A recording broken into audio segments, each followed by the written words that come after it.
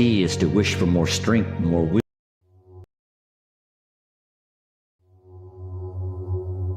The key is not to wish for a better winter. Key is to wish for more strength, more wisdom, more courage, get better, get wiser, get stronger.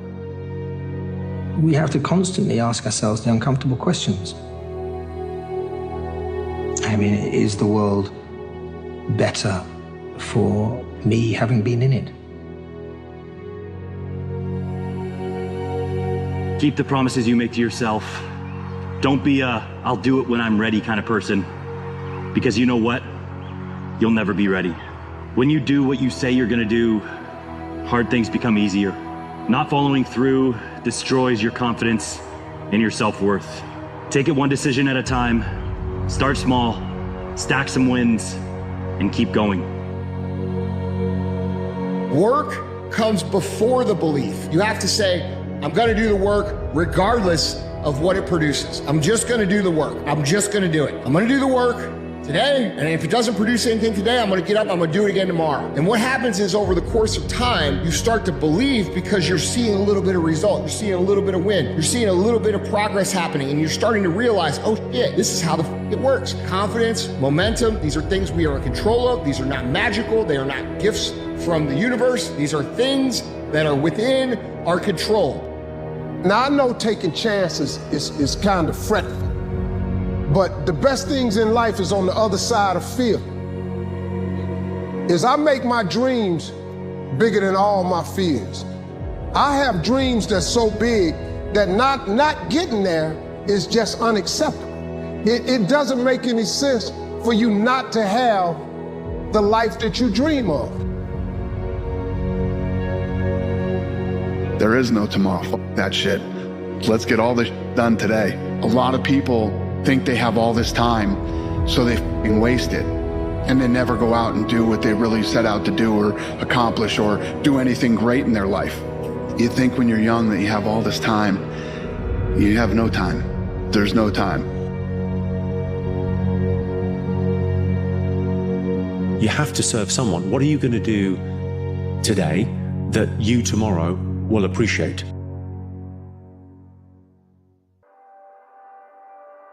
It doesn't matter who you used to be. What matters is who you decide to be today. You're not defined by your mistakes, your mishaps, or your past. Every day is a new opportunity to get it right. Don't take it for granted. Put the excuses to the side and take inventory of everything you want in this life. It's time you start investing in the person that matters the most. And that person is you. You want to change the trajectory of your life? You want to change the trajectory of your success? You want to change the trajectory of your relationship? Don't lead with the good foot. Step with that bad foot, because that's where growth and change is. It's easy to do things when you're feeling good. It's easy to do things when you're feeling excited. The most successful people you've ever met, they've had to constantly lead with that bad foot. They had to constantly take that step with that bad foot. They're still stepping with that bad foot. Nourish your values like a mother and fight your enemies like a father. Even if you have to fight the enemies that are within yourself. Don't become a victim of yourself. It's possible to become a victim of tragedy, possible to become a victim of gossip, possible to become a victim of the things that happen out there, but here's the most important thing. Don't become a victim of yourself. You want to change your behavior, you want to change your life, and it just feels really hard. And you feel like you're in a place where you're stuck. I want you to remember that the reason that you are not changing is because the cost of remaining the same is not yet higher than the cost of change. You will run into hard times as you are living out your destiny. If you don't want problems, don't do anything important in life. If you don't want problems, be like everybody else. If you don't want problems, be average, mediocre, living a life well beneath your potential, complaining about everything, blaming other people. Be just like everybody else if you don't want problems. But if you want to make a difference, if you want to pursue your vision, if you want to live out your maximum potential, there will be problems. And if you want it bad enough, you will get through those problems.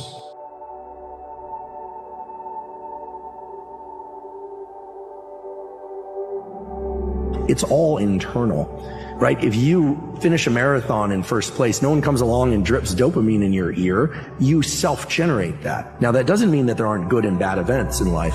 The fact of the matter is that if you set the next milestone as just outside the distance of what you're comfortable with, and you make it there, if you allow yourself a moment to register that win, you get energy to then set the next milestone and achieve it. You're not here to be happy. You're here to live life. You're here to experience suffering. You're here to experience tribulation. You're here to experience heartbreak, pain, joy, pleasure. Every single avenue, every single emotion. Why would you limit yourself from experiencing that? Why? Because you're scared? You're afraid? You don't know how it's going to work out? It doesn't feel good? Perfectly fine. But I've come to understand, I've come to realize that the beauty of life isn't in pursuing happiness. It's in pursuing experiences. Going out of your comfort zone and overcoming the butterflies that are going to be in your stomach and the little mini panic attacks that you're going to have, go do those things and do them as often as you possibly can. And you will get used to all these little feelings that arise when some pressure situation unfolds. Just eliminate all external distractions and, just focus on the process itself and enjoying it every single day. Chopping wood, carrying water. Greatness is not meant for a few chosen people. It's meant for those who persistently pursue their dreams every day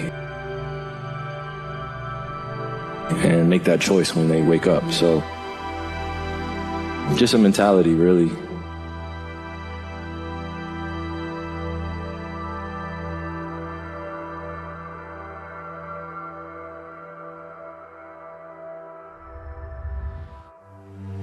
Somebody who does not have enough courage, who does not have enough discipline, who does not have willpower. Maybe he just does not have the power anymore to keep on going and going and going after he failed so many times. But because of these failures, because there is something inside of you which feels that you don't want to fail the 4th and 5th and 6th time anymore. Because of this, something else inside of you starts to become very, very strong. And once again, and then you only need to keep repeating and going, repeating and going. Don't lose sight. Don't lose sight. It's the starting line. And what a beautiful place to be. Where else would you want to be? To be standing at the edge of a new life, the edge of a new opportunity, the edge of a new path that you can walk. And I know that you might look up and see the mountain before you, the heights that you can't even see the tops of. But there's no place you'd rather be. Because right now,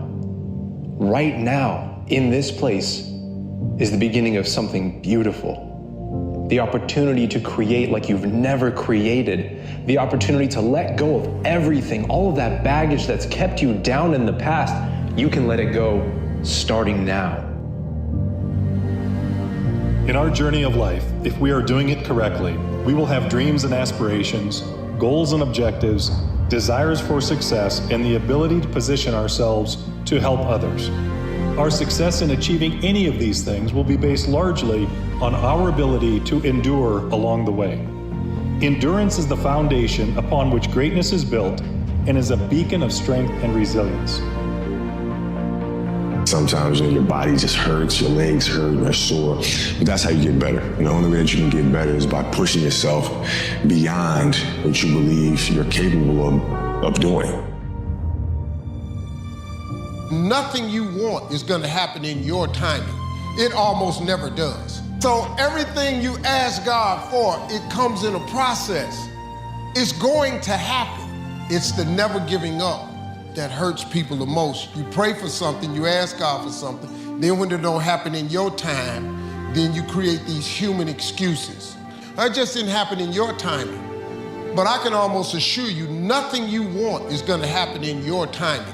It almost never does. This is it, man. Showtime. This is your moment. You've been praying for an opportunity. Here it is. You're about to walk into that season of your life. I just hope you're ready for it. The odds of you being on this earth is 1 in 400 trillion. So you were chosen to be here. The only difference between you and the person who is going after their purpose is the choice. Great are those who choose to be chosen.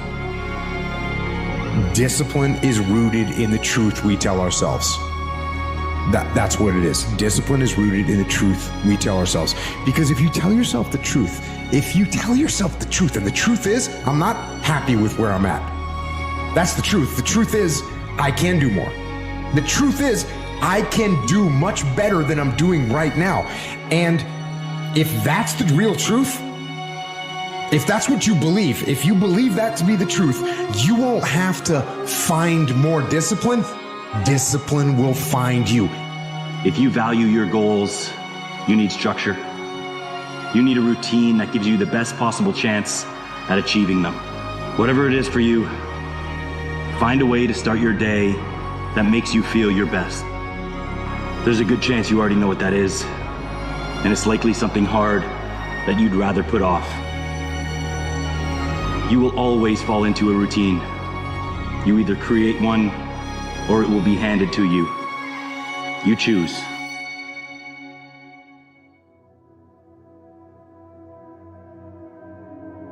You don't have the answers, and it's probably pretty damn scary. And I say that's okay, because that is how it is. This is the reality that many of you are facing. This is the world that we live in. In a world filled with noise, your voice, your actions, and your decisions have the power to carve out silence. A silence in which you can find your true self and your path to success. It's easy to get lost in the crowd, to follow the well-trodden path, but your journey, it's unique. It's not defined by the cacophony of doubts and fears, but by your ability to rise above it. Embrace the solitude of ambition. Let it be your guide in the chaos. Remember, the tallest trees grow in the deepest silence. Feelings are like waves in the mind, and you just want to just be with them. You want to be in the misery. You want to be in the pain. You want to be in the emotional suffering. Just be there without any resistance, as if you're letting waves just move through you, and watch it, stay with it, and they will dissolve. Like waves dissolving back into the ocean, the feelings will dissolve into the mind. Your gift will make room for you. And in time, that room will be large enough to stand in. And then the room will be filled with people. And then the people filled with your light. And when they leave, they take that light with them. You see, your light, when confined to you, only goes as far as you can travel. But sharing your light with one other person, 2 other people, 3 other people, now that might just change the world.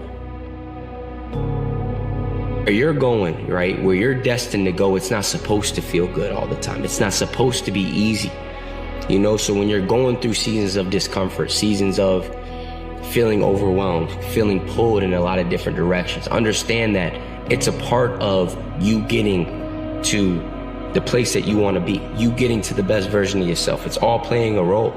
And you know, like that vision that you have for yourself, you know, the dreams and the aspirations you have for yourself, like, they're not easy to attain.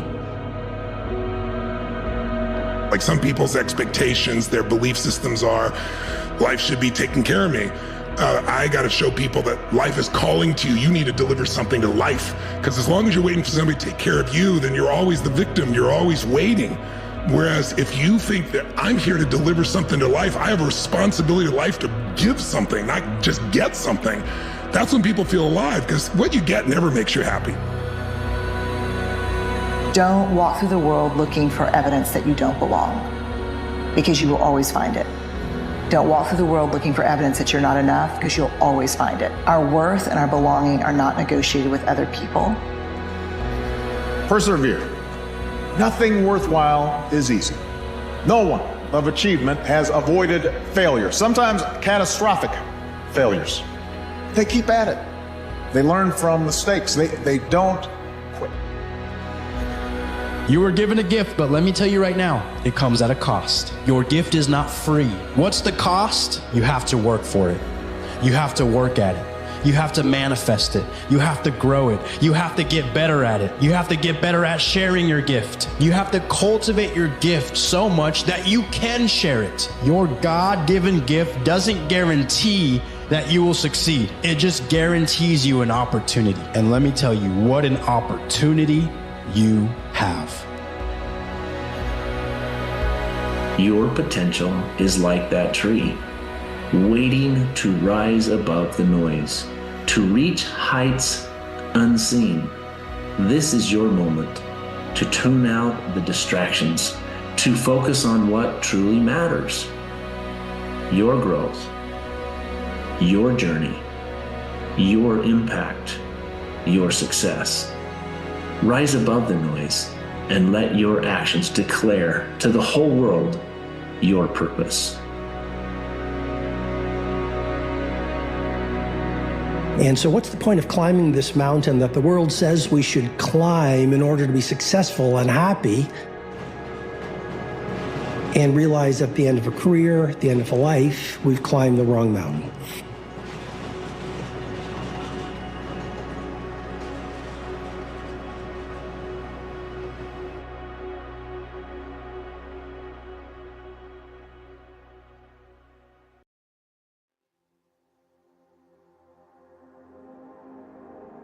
Two things we get every day. That's a chance and a choice. Let's put more value on the choices that we make, because our choices are what determine our destination. Believe in your vision when no one believes in your vision or the world believes in your vision. You can't connect the dots looking forward. You can only connect them looking backwards. So you have to trust that the dots will somehow connect in your future. You have to trust in something, your gut, destiny, life, karma, whatever. Because believing that the dots will connect down the road will give you the confidence to follow your heart, even when it leads you off the well-worn path. And that will make all the difference.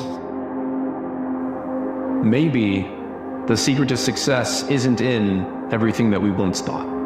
Maybe the secret to success instead is asking ourselves, what if? Maybe it's in the curiosity to want to know, what would happen if? What would happen if I got up one more time, even though I've fallen flat on my face 10 times? What if I got up 11 times? What if, even though I'm tired and I'm out of breath and my heart is ready to beat out of my chest, what if I made it to the top of the hill? If you reach for the stars and fall, that landing will not hurt as bad as the regret of never jumping in the first place, of never going after your dreams, of never truly finding out what you're made of never truly finding out. Wholeheartedly, I can start to believe and see those things coming to fruition. Paying too much attention to the immediate pleasures of life. There's so many of these other distractions going on. You want to be paying attention to yourself. And the problem with people in the world today is you're not paying attention to yourself. You're not inside your own head. You don't hear those voices. You don't hear what you love, what you like anymore. And so you're always like attuned to what other people like. Self-awareness, being able to hear those voices, is the key to everything. If you let people's perception of you dictate your behavior, you will never grow as a person. But if you leave yourself open to experience, despite what others think, then you will learn and grow. Those who can do, those who can talk about those who can. Now, can you or can you not? Are you just one that sits on the sideline to talk about other people, or can you step up? What do you want to make happen in the next 6 months of your life? We're almost a third of the way through the year already. And the fact is, 6 months, it is going to just pass in the blink of an eye. Do you know how fast that time is going to go? Just take a minute and think about the next 6 months and imagine what you want your life to look like. What's it feel like in your day-to-day life? What's happening in your career? How have your relationships or your friendships changed? I really want you to stop and visualize it. What do you want to make happen? Who would I become? How would I think about the world? Maybe it's the curiosity to discover what is around the next corner. Maybe you become the person that changes your family's legacy forever. Wouldn't that be worth getting up just one more time? Wouldn't that be worth getting up 30 minutes earlier than your alarm? It's believing that you can, and believing that something greater is in store for you. Because I promise, if you are going out into the world, attempting to leave everything better than you found it, using your gifts for good, I promise you, it will be impossible to call yourself a failure. This is it. This moment, that is it. No need jumping in the past, no need looking for anything in the future. You will not get more than you have right now. It's just here.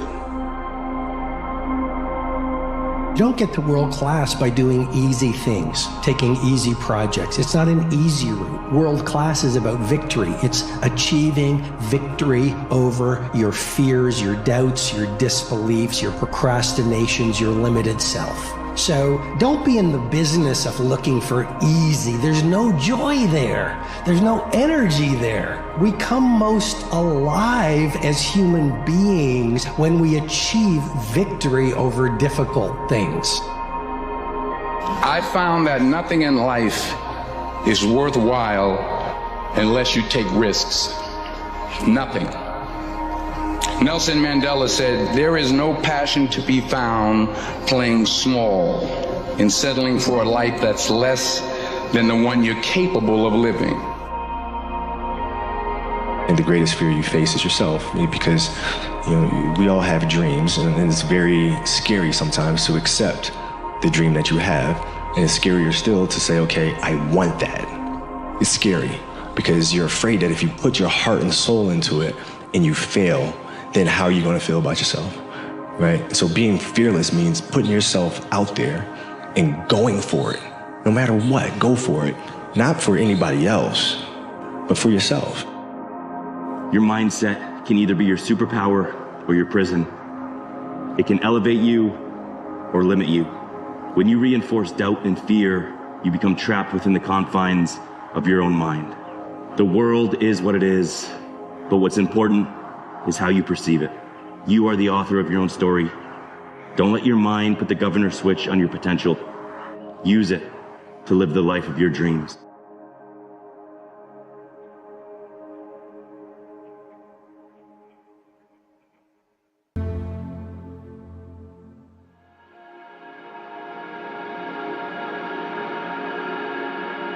We're all a work in progress.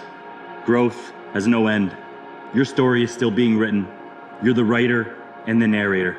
There's no limits to self-improvement because no one can ever truly reach a state of perfection. Everything around us is always changing, and so we must evolve too. Don't ever make the mistake of thinking that you're finished. It doesn't matter how far you still need to go. All that matters is that you're still trying. It's not just about what do you want. It's especially about what are you willing to sacrifice for this. This is the question. What type of sacrifices are you willing to go through? What type of suffering are you willing to take? And based on that, it determines what can you reach. If you have a dream, if you have a goal in life that you want to accomplish, I can tell you, hard work, dedication, determination. Take small steps, and sooner or later, they will continue to grow and grow and grow into bigger accomplishments. Believe in yourself, stay strong, stay focused. No matter what, the bad times don't last forever. If someone tells you you can't, you prove to them that you can. If someone fires you from a job, when one door closes, another door opens. Always believe in yourself. Don't try to be like anyone else. Live your ideas to the fullest. And always believe that no matter what happens in your life, it's for a greater purpose. Like, I can't say this enough. Stop waiting. Do not waste your life waiting, worrying, or wishing for things to change. You gotta want it enough to do the work. Your dreams have a brick path that will get paved every single day, one brick at a time.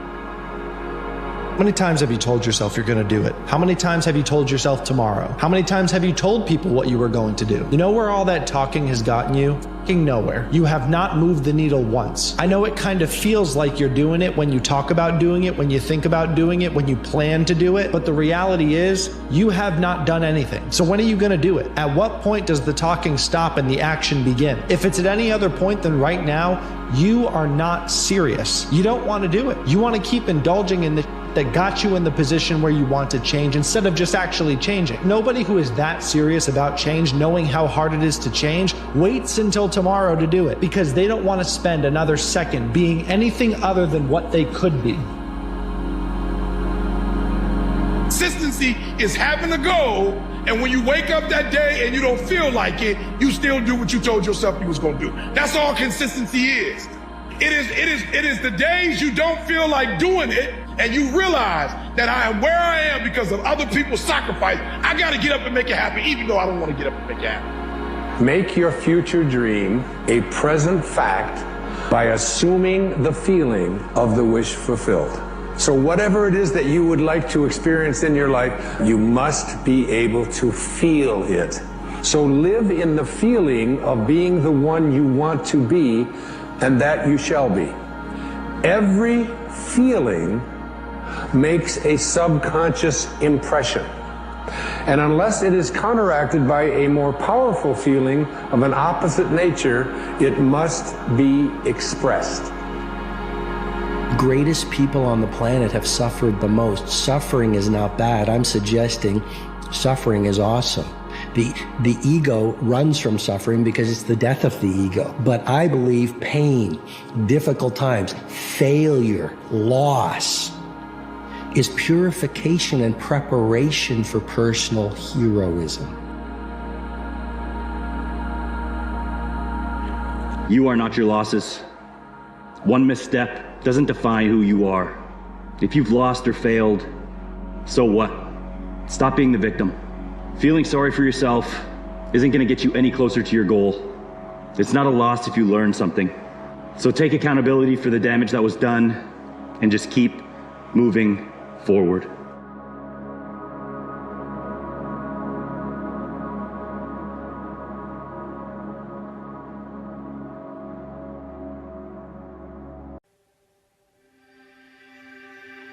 Many times people want to rush, they want to accelerate the journey, but they don't understand that the journey is lifelong.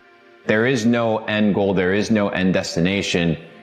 You are in this journey from the moment you were born until you die. Today is just another brick that you're laying to build your ideal house. We have a choice to accept life as it is or be an active force for good, to decide, I don't want to just survive.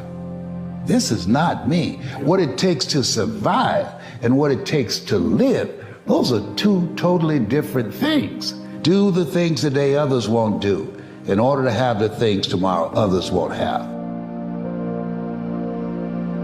Where you are now is just a reflection of your past thoughts, your past thinking.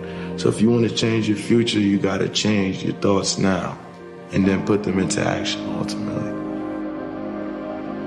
You have to go through the fire first. You have to experience the full fall and the complete self-loathing in order to come around to something like the forgiving of oneself. It's when you skip responsibility, when you use a substitute emotion like guilt, which is of no use to anyone. But if you feel the real thing, which is shame, hatred, humiliation, and self-loathing, that is the door. And if you get through that, then you can forgive yourself.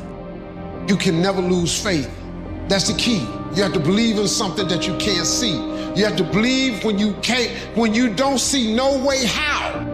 You have to stop You have to stop giving in to every little short-term impulse that enters your brain. You have to stop giving in to whatever feels good in the moment. You are going down an empty road. And the further you go down that road, the more you try to satisfy that appetite, the appetite just grows. It can never be satisfied. So long as you try to satisfy your carnal desires and your short-term impulses, you are going to live a life of suffering. But if you choose to suffer up front, you pay in full now, you are going to become somebody that you are proud of. You are going to become somebody that you respect. And that feeling is so much more satisfying and so much longer lasting than any other form of cheap dopamine that you're chasing after. Walk away from that path now because it is leading you absolutely nowhere.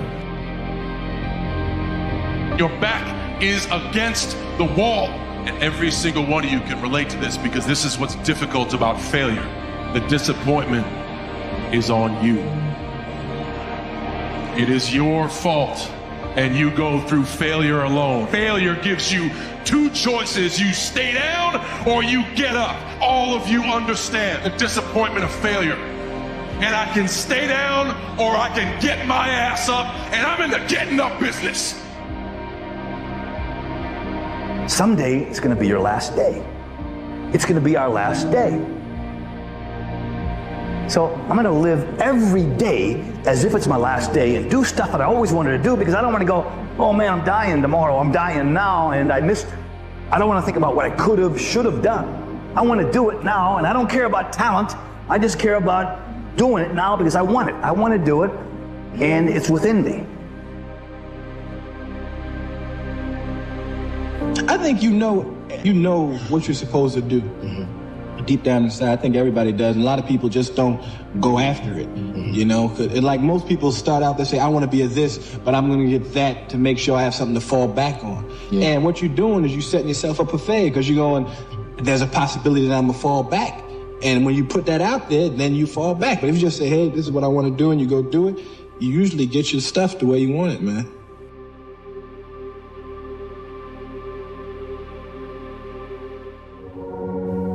You know, courage doesn't always roar. Sometimes it's the quiet voice at the end of the day whispering, I will try again tomorrow. The journey towards your dreams starts with the courage to begin, to take that first step, despite the uncertainty that lies ahead. It's about acknowledging your fears and at the same time not letting them hold you back. Every great achievement began with the decision to try, to step into the unknown. The path may not always be clear, and the destination may seem distant, yet every step you take is a victory. It's a testament to your strength, your resilience. Remember, the only impossible journey is the one you never begin. So muster your courage, take that first step, and watch as the path unfolds before you. It's okay to be a little lost. It's okay to not know. It's okay to be a little bit confused. It is okay. You know, stop beating yourself up so much about it. Stop feeling like you need to be there or with this person or at that point in life, or you need to have what they have. Just take a step back, take a breath, and just be where your feet are. It is okay. It is just a season in your life. It's just a period in your journey. It's not going to last forever. When you die, you'll be dead for a very long time. Also, I don't know if you know this, you were not born for a very long time. Even though life is long, it's also, if you take a step up, very short.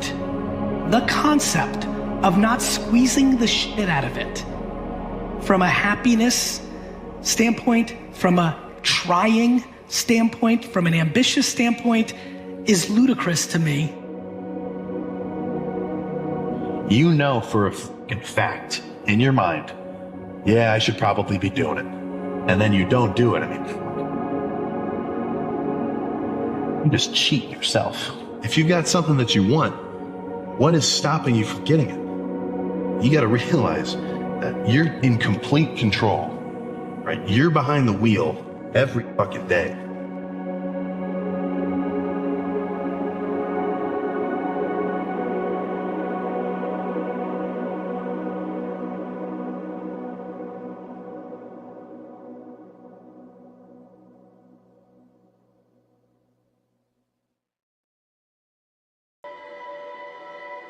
Life is too short to keep pushing your dreams aside. Those two simple words can hold so much power over you. Not yet implies that your dreams are just beyond your reach, that you're not ready, and that the time isn't right. But let me tell you something. The time will never be perfect, and you will never feel completely ready. The truth is, life doesn't wait for you to catch up. It moves forward, with or without you. Hardest part about change is not making the same choice as you did the day before. And the moment you decide to make a different choice, you're going to feel uncomfortable because you're stepping from the known into the unknown. You have to be willing to suffer when everybody else gives up. You have to be able to endure when everybody else packs it in. And this is what creates greatness. And without that vision of what you're trying to be, without that conscious decision that I am going to do this no matter what the happens, you can never achieve it because you don't have the motivation to stick through the hard times when everybody else quits. Are you the type of person that will plant trees so that they would grow and your grandchildren can sit in that shade? If you're thinking about legacy, if you're thinking about the impact that you can have in years to come and generations to come, then you start planning. Move your calendar from today to a month from now. What do you want to be doing? A year from now, what should my life look like? What should my home look like? What should my family say about me? Write your obituary out now about the things you want to do, things you want to be remembered for. It's not about you getting up and going to work. It's about the work you put into people. Not willing to sacrifice for your goals, that's okay. You just need to know that your goals will become the sacrifice. You have to give up what you want now for what you want most. And if you're not willing to do that, just cool. Just know you'll never get to where you really want to be. Pain that you go through is temporary, but the greatness on the other side is forever. It's the thing that we always got to constantly remember. And if we could just get past that pain threshold, training, whatever it is, and on the other side of that is the good, it's the greatness. So get past that threshold and get to your greatness. But what if life wasn't about happiness? What if life is about experiencing every aspect and every emotion that life has? Wouldn't you want to experience the full set and range of emotions that life has to offer you? The sadness, the heartbreaks, the joy, right? You can't have happiness without sorrow. You can't have pleasure without pain. And to neglect one thing is to neglect life. Get sick and tired of being sick and tired. Get over the idea that this is it, that there isn't anything more. There's always more in the tank. How do you tap into that reserve? You empty you. You challenge yourself. You find a fear that you have of heights and you conquer that thing.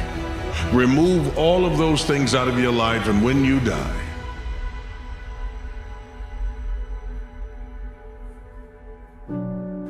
you will be empty, but you will have filled the world with impact.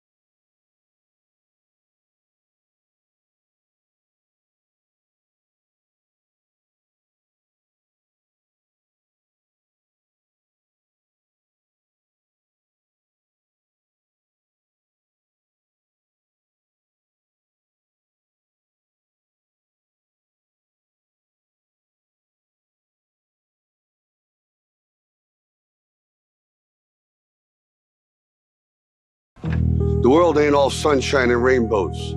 It's a very mean and nasty place, and I don't care how tough you are, it will beat you to your knees and keep you there permanently if you let it. You, me, or nobody is gonna hit as hard as life. But it ain't about how hard you hit. It's about how hard you can get hit and keep moving forward. People say you can't do that. You can do anything. We are God's highest form of creation. There is nothing on the planet that will equal us. Every bad thing that has ever happened to you is your fault. Now, I use the word fault to shake people up that you are never, ever, ever, ever a victim unless you choose to be.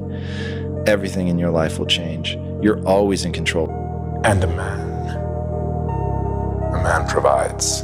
If you don't protect what belongs to you, then sooner or later, it belongs to someone else. It goes for your land, your wallet, your home, your country, everything. It is your job as a man to protect it. The story of the whole goddamn world. You don't hate yourself. You don't think you suck. You're not the imposter. You're not insecure. Somebody taught you that. 2008, we had the third consecutive failure of the Falcon rocket for SpaceX. Tesla almost went bankrupt. We closed our financing round 6 p.m. Christmas Eve, 2008. It was the last hour of the last day that it was possible. We would have gone bankrupt 2 days after Christmas otherwise. And I got divorced. That was like rough. If things had just gone a little bit the other way, both companies would be dead. The reason there's gonna be 1 billion motivational views today on YouTube is that people love the feeling of being motivated. They don't like putting in the work to do something about the feeling. For 10 years, I heard every person I know making fun of me. I heard every person I know telling me it was that I was wasting my time. I've had every I know when I tell them what we're gonna do, and by the way, we've done it by now, laugh at mistakes. And I'm sure you guys can relate to that.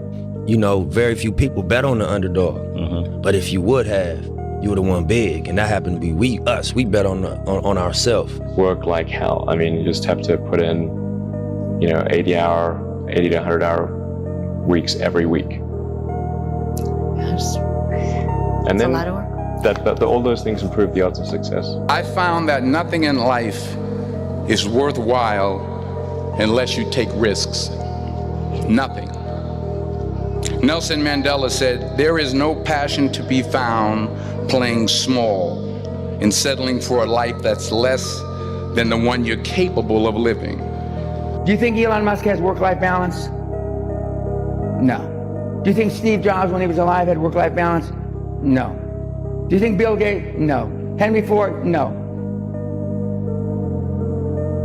Original Heineken? No. So if none of those people that created the wealth of the world had work-life balance, why do you think you're going to have it? Why? Because you deserve it? I don't think so. You deserve what you get in life by working hard. I'll say this again, but sometimes you have to let other people's dreams for your life die for yours to live. At the end of the day, only execution matters. So if you have big dreams, if you have goals, something that you're trying to accomplish in your life, you're going to have to execute against that. If you're willing to pay the price, and you're willing to do the work, and you're willing to take the time, and you're willing to consistently get up when you are knocked down over and over and over again, which is going to happen to you if you're pursuing anything outside of the norm, you can make it here in America. When you have passion around something that you are squeezing every last bit of the juice out of the orange, right? To me, hustle is maximizing the energy you're putting into somebody. I'm blown away by people saying that they're hustling and they want to achieve these great things and then their actions don't match. It's like saying you really want to lose weight while eating a Big Mac, right? So to me, hustle would be putting all your effort into achieving the goal at hand. And for me, that means making every minute count. I hate any entrepreneur that is sad. like, you know what I mean? It's always hard. Like, it's always gonna be hard. It's hard when it's a bubble because everything's $150,000 for a $40,000 worker, right? It's hard when it blows because there's no money and nobody's buying and nobody's believing. It's always hard. Sometimes you have to let other people's dreams for your life die for yours to live. And for me, it was like when I continued to every day not want to wake up, that was my wake up call, where I was like, either I continue to live this way and not want to be alive,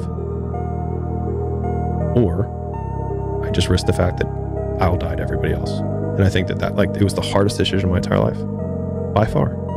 All the hard stuff we went through, still the hardest decision of my life. Fall forward. This is what I mean.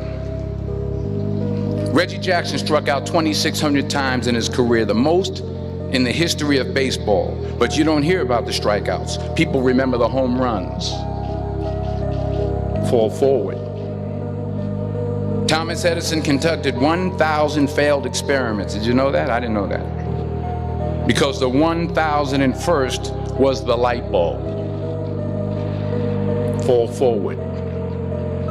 Every failed experiment is one step closer to success. My truth in my experience has been, I have to jump higher, I have to show up earlier, I have to be the first person to turn off the light and the last person to turn off the light. I have to make sure that every number is correct and every T is crossed and every die is dotted.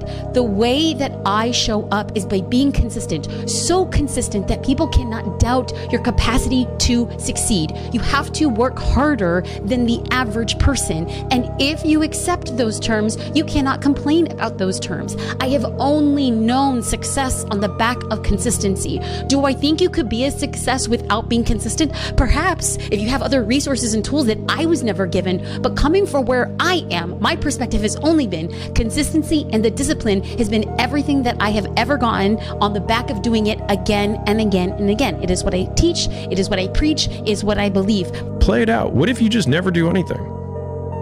Like, maybe some people just need to stop dreaming. Maybe they need to accept their current reality and actually enjoy it. Because there's a lot of people when they're 70 and 80 and they didn't do their dreams. And if they went back, like, they didn't do anything, but that whole time they were dissatisfied because they didn't try. But what if they were just like, I have a good life.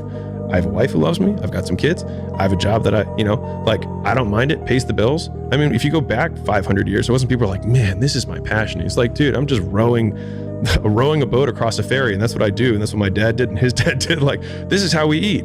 And so, like, we have these idealized versions of purpose that I think Instagram and all this stuff kind of make terrible. But like, I think there's a lot of honor in work, period. And I think a lot of people fool themselves by thinking that what they do for some reason is not honorable. And I think a lot of it is like the internal versus external scorecard of, like, I was saying what I said earlier about, like, I believe these things to be true about the universe or like the world. But a lot of those are like, what do I believe about myself? Which is like, I can choose to do work in this way, which then I can derive joy from. So like, if I'm I can choose to be like, I will be the best shoveler because I believe that I will figure out how to do this more efficiently, and I will get better, and I'll have calluses on my hands, and I'll have a better back and whatever. But I will do this well. And I think you can find joy in work if you decide to do it well. So on one hand, if your dream causes you so much pain, then you will quit what you're doing and do it. And if it doesn't cause you enough pain that you're not pursuing it, or that you don't, like, if you don't feel like you're in a cage right now, then maybe you're not in a cage, and maybe you just need to like the life you have, and that's cool too. If you didn't withdraw in fear from everything that life threw at you, who could you become? Overthinking, and when you overthink, usually you don't go to the positive. If you make all the right decisions, but you have, like, you absolutely think that it's impossible for you, but you still do the right things, you will win.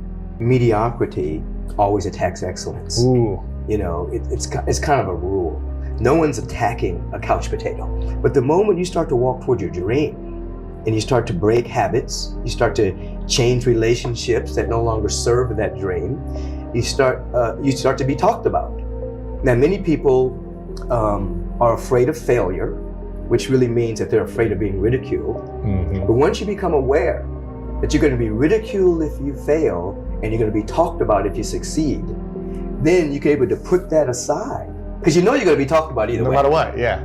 Or if you go for it and succeed, they'll say, oh, it was luck, whatever they say about you. So once you get out of your mind or become aware that people are going to talk about you either way, then you go for it. You're alive, here you are, you got these problems to contend with, and if it's an impossible task, then how could you be anything but hopeless and desperate? But then you think, well, wait a second, how would things transform if I took this on as a voluntary adventure? Regardless of its scope, and the scope would include unjust suffering, death, and hell. And that's not just some religious or metaphysical vision. It's like, no, you're actually going to have to contend with that in your life, in whatever way those things make themselves manifest to you personally. That's coming, man. And so maybe you better get prepared. So you can't say you want to be successful. You can't say there's certain dreams and goals, there are things you want to have and things you want to be if you are still average. Success and average have absolutely nothing to do with each other. That's what I'm telling you. Your boss can't stand average. Your coach can't stand average. Your teacher can't stand average. Your spouse, listen to me, your mama might put up with it. Your daddy might put up with it. But listen to me very closely. Nobody really likes average. Some people have a problem for every solution. Some people don't believe that they can achieve at a high level. Some people are okay doing what average people do, doing just enough to get by. But that's not you. You have dreams, you have goals, you have aspirations, you have desires. And you are taking action to make all of your dreams a reality. If you practice forthright and voluntary exposure to that which terrifies and dismays you, it transforms you. Much of the biochemistry of motivation and emotion is transformed when you take a stressor, which could be oppressive and paralyze you and cause you to withdraw, and you reverse that and you decide to advance. It's like a different spirit inhabits you. And I mean this physiologically. There's a whole different pattern of being that makes itself manifest in you neurologically and psychophysiologically and pharmacologically. So you take it on as a challenge, right? And that transforms you at a cellular level too, because one of the things we've discovered in recent years is that if you do something new and complex, then that turns on that parts of your DNA that haven't produced proteins before will start producing new proteins and reconstruct you from the cellular level up. So it's a deep transformation, and we have no idea how deep. And again, you could ask yourself, if you didn't withdraw in fear from anything from everything that life threw at you, who could you become? The only belief that matters is that if I put energy and effort into getting better, I actually will get better. And so you can look at anything and say, okay, maybe I suck at this right now, which was the key realization for my life. Okay, I actually am not good. Like, my father-in-law wasn't crazy. I really wasn't anywhere useful for his daughter at that time. My mom wasn't crazy. I really was lazy. So she was just picking up on the fact that I was tremendously lazy. She wanted me to be successful, but she was just looking at my behavior. And so I hadn't been misidentified. People just didn't calculate how much I could change, and that I would so grasp onto the ability to change as an emotional life raft. And so the big switch was that I decided to believe that I could get better. And once I made that decision, it aligned my behaviors with skill acquisition. And that's all life is. Acquire skills. Listen to me, don't keep calling me and telling me you're gonna get on the dean's list. Do me a favor, don't tell me you're gonna be on the honor roll. Shut up, go to work and show me what you got. The extraordinary mindset, you are determined to make the impossible possible. You are determined to make the unbelievable believable.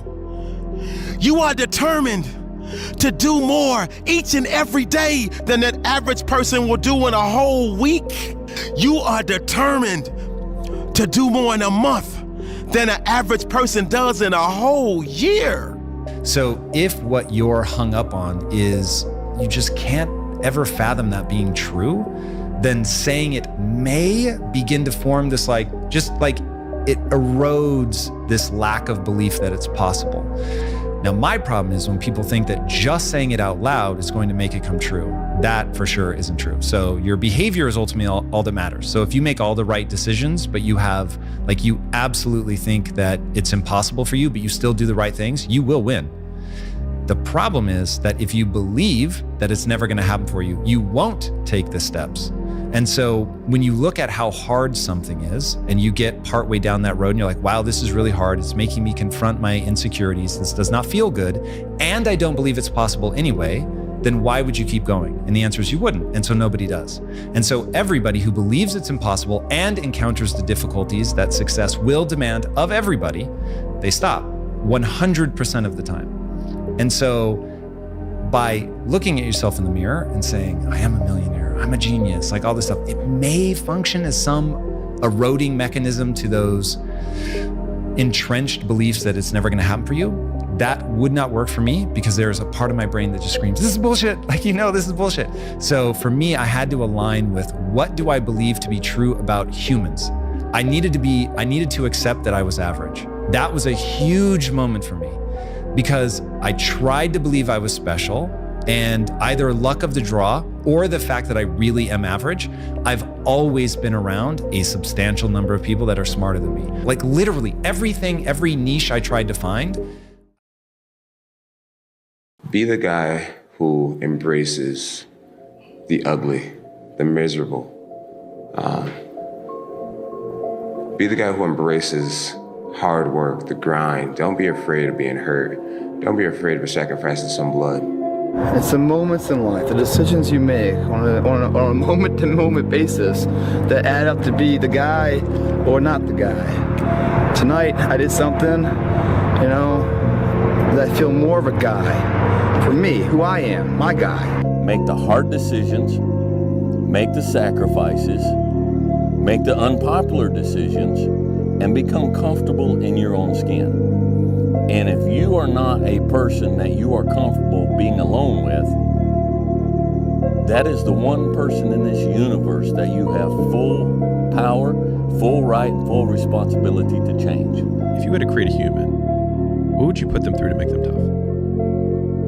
It probably wouldn't be a really chill life. What would you put them through to make them patient? Well, you probably wouldn't give them things immediately. And so it's we want these traits, but each of the traits has a price tag attached to it. And it's just do you want to pay the price tag to get the thing?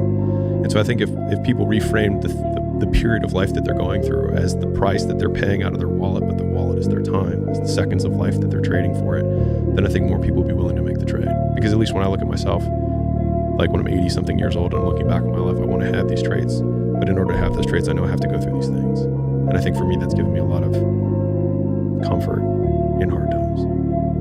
Right now in life, your family's looking for that one guy right now. They're looking for that one guy who's strong, who's that pillar for the family in hard times. Make sure they look around and find you. These are the times right now for you to step up. Be that guy that can take anything. Stay hard. The biggest regret of the dying is never becoming your ideal self. I do believe that we're thrust in a world that we don't fit in. And I believe the journey is that a lot of people sell you a bill of goods along the way. That if you get some awards, you mean something. You go to a certain school, you got it. You're cute, classical beauty, you got the right man, you got the right zip code, and you swim through all that filthy swill until you come to the really, really stark conclusion that I want to leave this earth becoming who I know deep within I am supposed to be. The next time you want to just give in to that desire for comfort, remember that your future self is going to be the one to suffer the consequences. It's so easy to just put it off and act like it doesn't exist. But that future self that you're passing all these burdens to will one day be yourself of the present, and you'll wish you chose to do otherwise. Everything that you do counts. The biggest mistake that people make is they think that only what they want to count counts. No. When you read a book, when you listen to an audio program, when you go to a course, when you go to bed early and get up early and you work, it all counts. Never fucking apologize for being yourself. If people don't like how you act, how you look, how you speak, that just means those aren't your fucking people. Don't change who you are to match your surroundings. Pick better fucking surroundings and be yourself. Yeah, I don't know. Most men would understand that when a man cries and he's whimpering, he's hurting. You know, because I've been there. And there's no shame in crying, gentlemen. Men, it's okay to cry. We can still be a man, but you're also human. And it does show a little bit of your vulnerability. Do it for your loved ones. Do it for your wife. Do it for your husband. Do it for your children. Do it for generations to come. Come on, after you're dead and gone, what will they say about what you did? Yes, there's so many people depending on you, but it's got to start with you and the man upstairs. Yeah, nothing changes and nothing changes, man. You know, we'll sit around forever wondering, well, what if I was a dog catcher? Would I be the best? What if I was Every day we change the world, but to change the world in a way that means anything, that takes more time than most people have. It never happens all at once. It's slow, it's methodical, it's exhausting. We don't all have the stomach for it. What if it's a mistake? It's a mistake. Rest assured. What do you know? You're going to stumble around, right? And what's going to happen is this. You're going to not stay in stasis. You're not going to wander around in circles. And I see people like that. They said, well, I never knew what to do, and now I'm 40. It's like, that's not so good. That's not so good. And you might say, well, and there is a literature, too, that suggests that people are a lot more unhappy when they look back in their lives about the things they didn't do than they are about the mistakes they made while they were doing things. That's how they get you to give up. They say it's not that simple, Vinny. So what's the truth? That it is. I want people to understand that they're not alone, that there are other people feeling exactly the way they're feeling, that their behavior is not insane, that they have a disease, and it's not their fault. There's a very famous kind of line that people don't change. I happen to know that people do change, and I see that every day. I see people getting better. I see the lights in their eyes come on. There's a million excuses I could make to rationalize not getting up early, doing the ice bath, and going for a run. There comes a time when all these potential excuses turn into fuel that motivates you to keep going. You gotta get out there. You gotta give it everything you got, whether it's your time, your talent, your prayers, or your treasures. Because remember this, you will never see a U-Haul behind a hearse. If you want to know something about yourself, sit on your bed one night and say, what's one thing I'm doing wrong, that I know I'm doing wrong, that I could fix, that I would fix? You meditate on that, you'll get an answer. And it won't be one you want, but it'll be the necessary one. It's a whole issue. People have a feeling that they can change, but they have no effort. They don't want to get in the game because they feel it's just too much time and it doesn't work. And I tried it and it didn't work. And then they give up and then life just goes on. It's seamless. You don't see it. It's just the way you've been living. And my older brother, who was 12, got into an electrical accident and he died in my arms. And really come to terms with that I was the one who got to live. That this life that we live, it's a privilege. And when I really started to take that in, I felt this tremendous urge to do something with my life, to do something that mattered. At some point, everything's going to go south on you. Everything's going to go south, and you're going to say, this is it. This is how I end.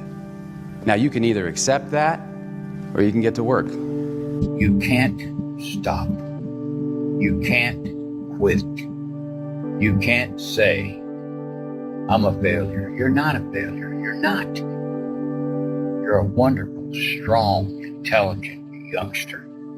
Take advantage of that. Trust in God. Trust in yourself.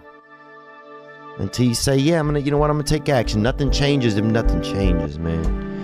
And I'm not preaching at you. I'm just, I just want to remind you, because I've spent a lot of time in my life sitting around wanting things to change, and not being able to make them change, and not thinking I could. And I wish somebody had told me that earlier sometimes, that in order for something to change, there needs to be change. You cannot stand still, because the world moves away from you if you stand still. And there's no stasis, there's only backwards. And so if you're not moving forwards, then you're moving backwards. How much harder will you work in this offseason now to get back to the championship? I'll push myself to exhaustion. Kobe, we thank you for your time.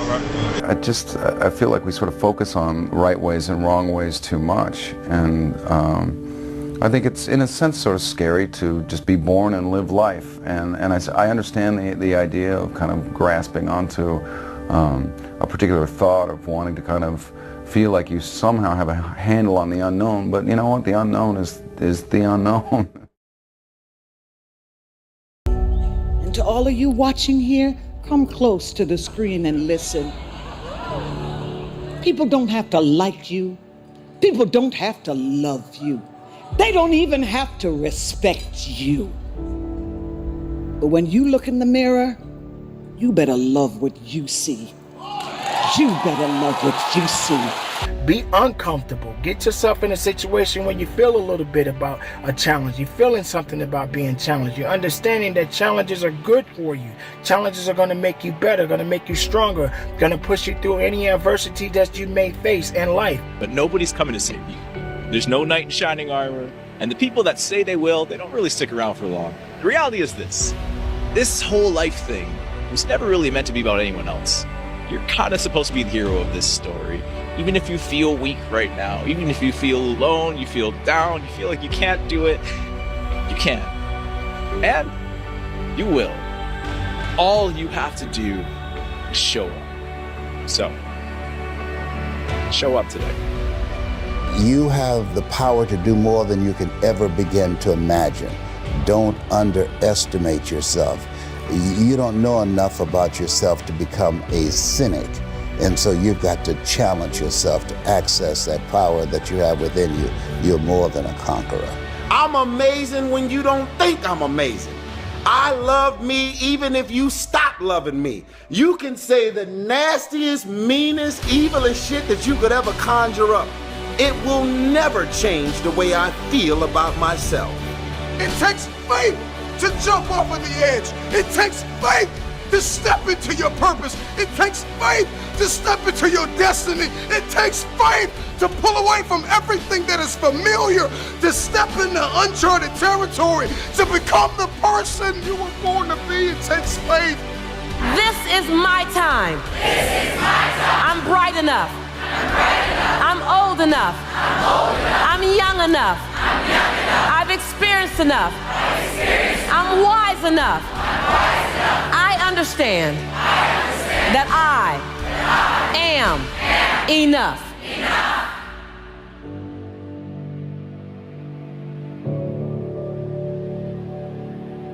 Self-discipline is self-love. If you want to be happy, you have to love yourself. I love me independent of anything that anybody could ever say. Has nothing to do with being arrogant or egotistical. It's just a matter of knowing and being aware of self-worth. I love you. If you make it to the end of this video, I want you to write, self-love is the cure to self-hate. Self-love is the cure to self-hate. You matter, right? There's always going to be somebody that cares about you. And you're a good person. No matter what people say, you matter. I love me. So the day that you decide to stop loving me, I'm not gonna love myself any less. I believe in me. If you stop believing in me, I'm not gonna believe in myself any less. You know, as crazy as it sounds, one decision can completely change your life. So what are you waiting for? I wouldn't change what happened to me. And that's the God's honest truth. If any one of you had a superhero ability where you could send me back in time and give me a do-over, I wouldn't accept it. I would gladly relive everything I have been through, provided I had this outcome. Because who I am now and what I offer the world, I wouldn't want to give that up to avoid going through those dark days or the pain I went through. I think it was all worth it to turn me into who I am now.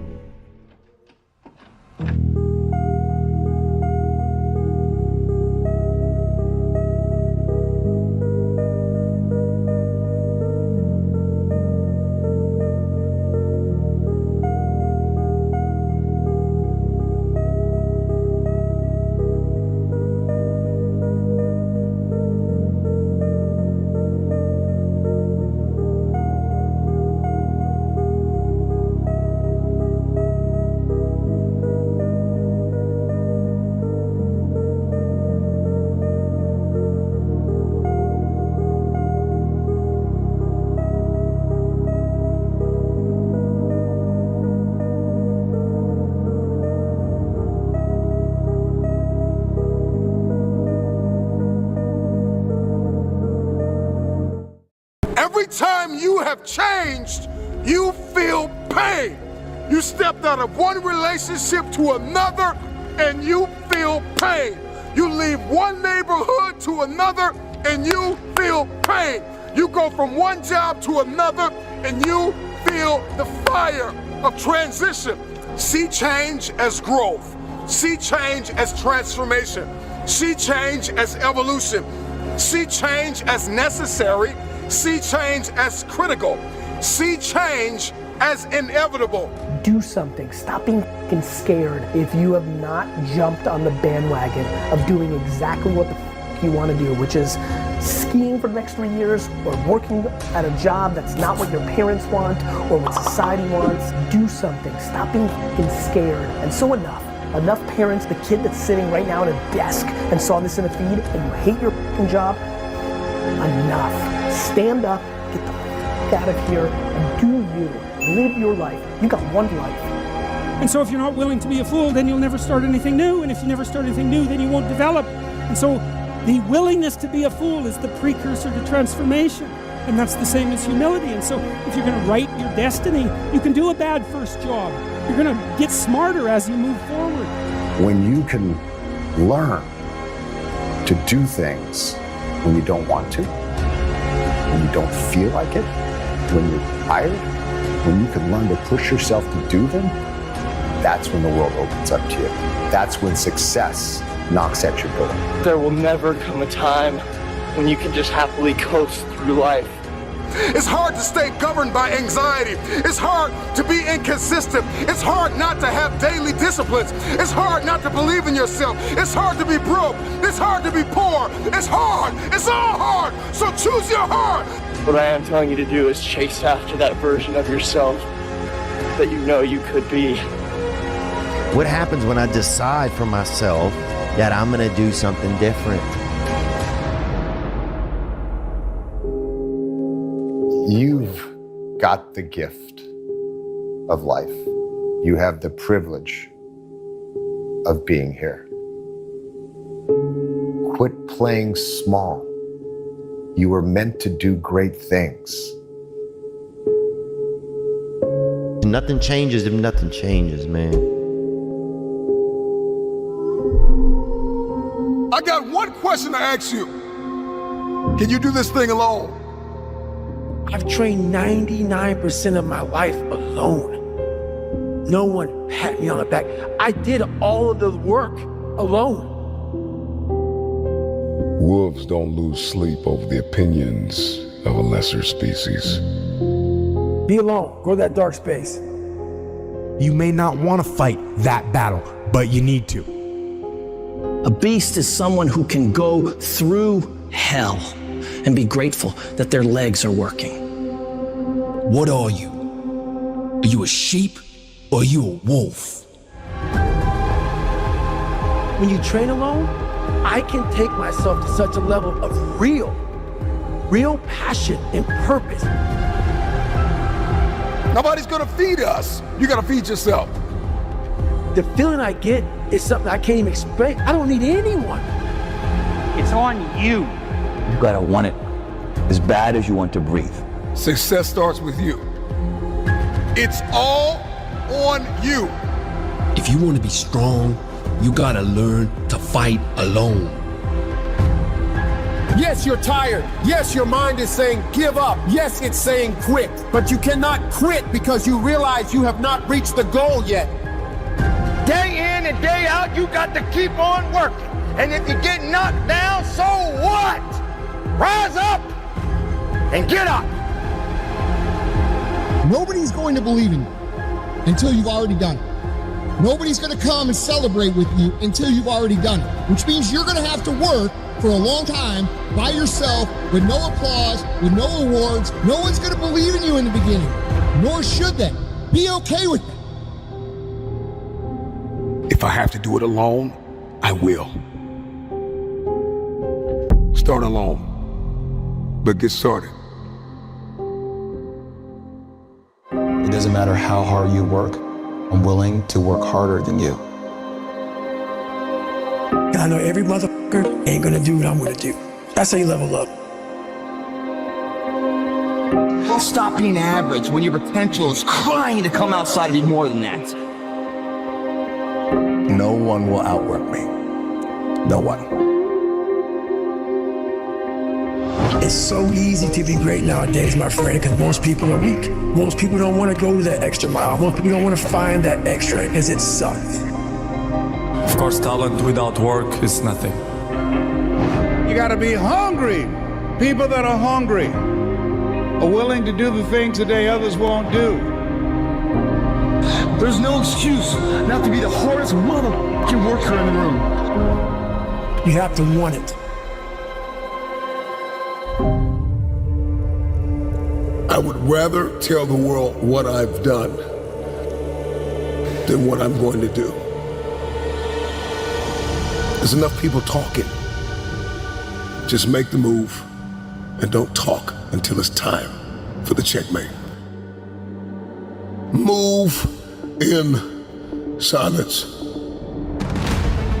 One of the most underrated superpowers on earth is moving in silence, thinking in silence, caucusing in silence, meditating, praying, working on your craft, doing the dark work, behind the scenes where nobody can see it, nobody can congratulate you, nobody can affirm you, nobody can celebrate you. I'm doing this thing not to be celebrated. I'm doing this thing not to be noticed and acknowledged and supported. I'm doing this thing because if I don't do this, I'm not going to achieve what it is that I'm after.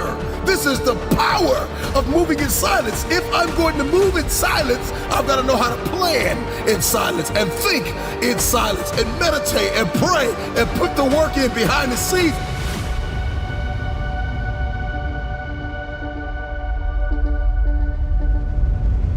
Nobody can see it but me. Every rising star that you see, every innovator and trailblazer and creator and philanthropist and minister and business person or athlete or entertainer, we see them at this height, but we don't see the work.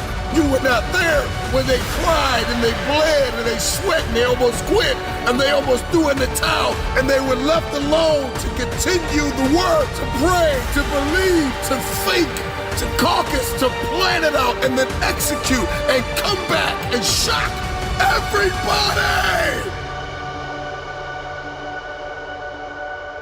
I'm not gonna say a word until I win. I'm not posting about it. I'm not trying to prep you. You don't need a trailer.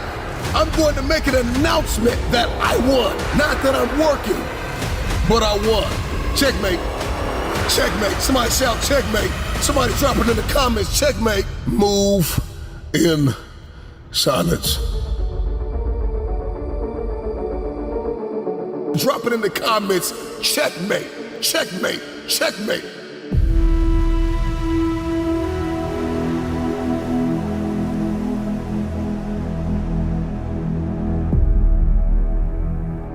You talked about me, you doubted me, you deserted me, you left me for dead. Watch me checkmate.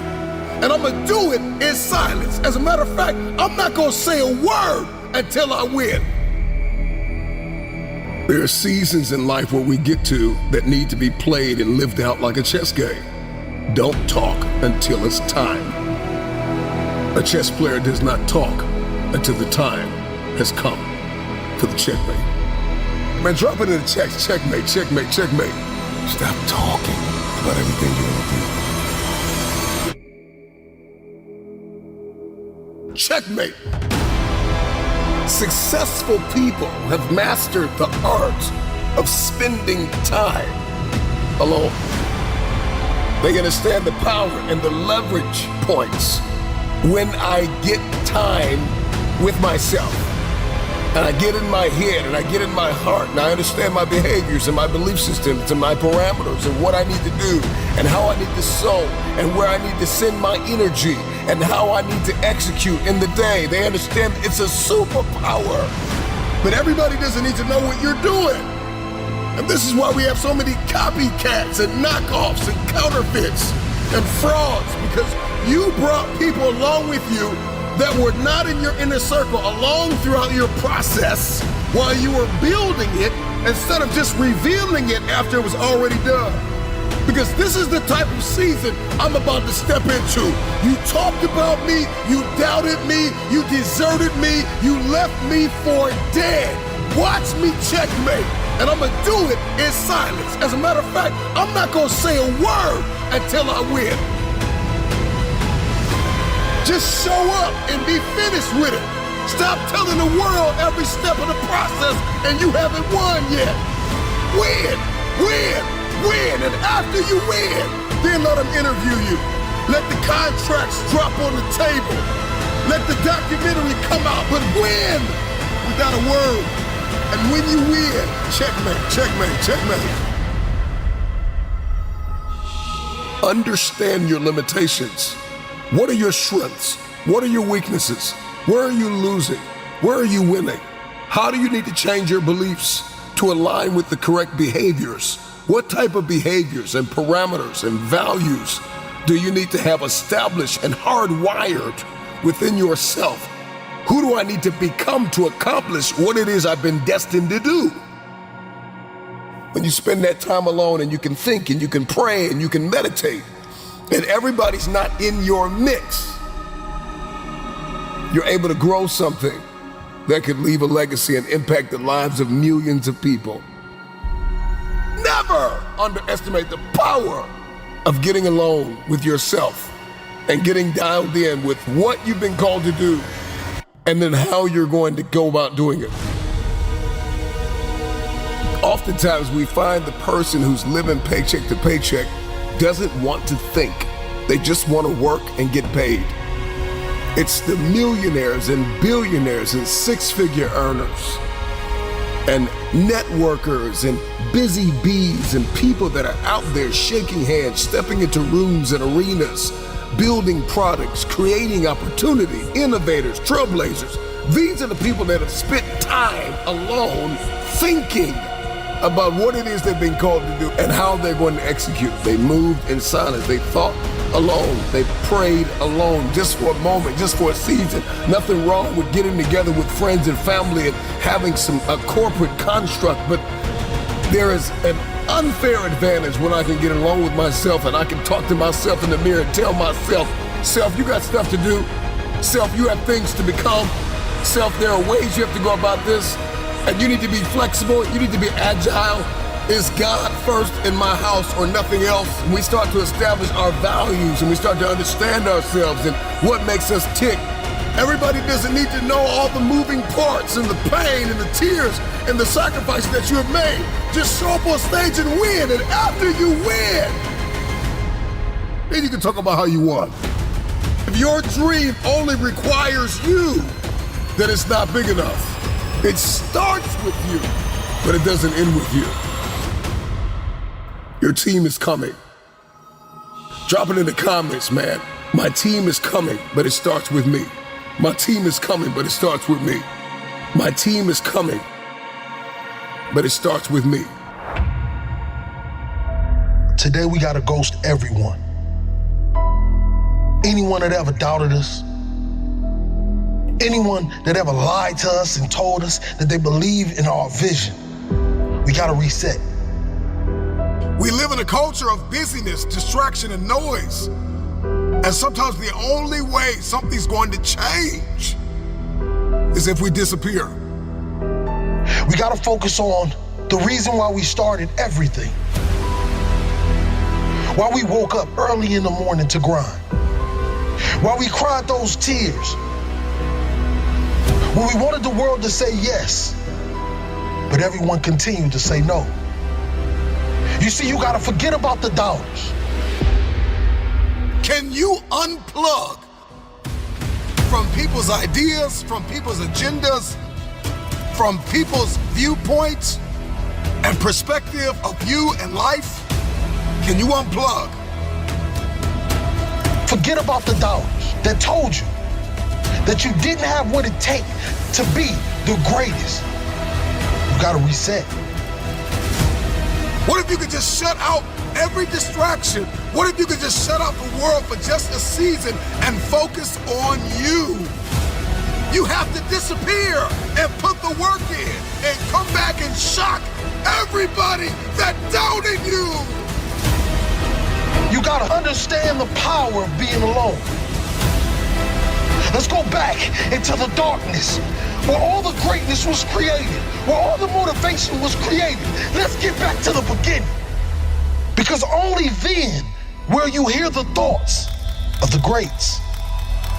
We celebrate athletes and we celebrate critical thinkers and innovators and actors, and we praise them and claim them our heroes, and we follow them by the millions.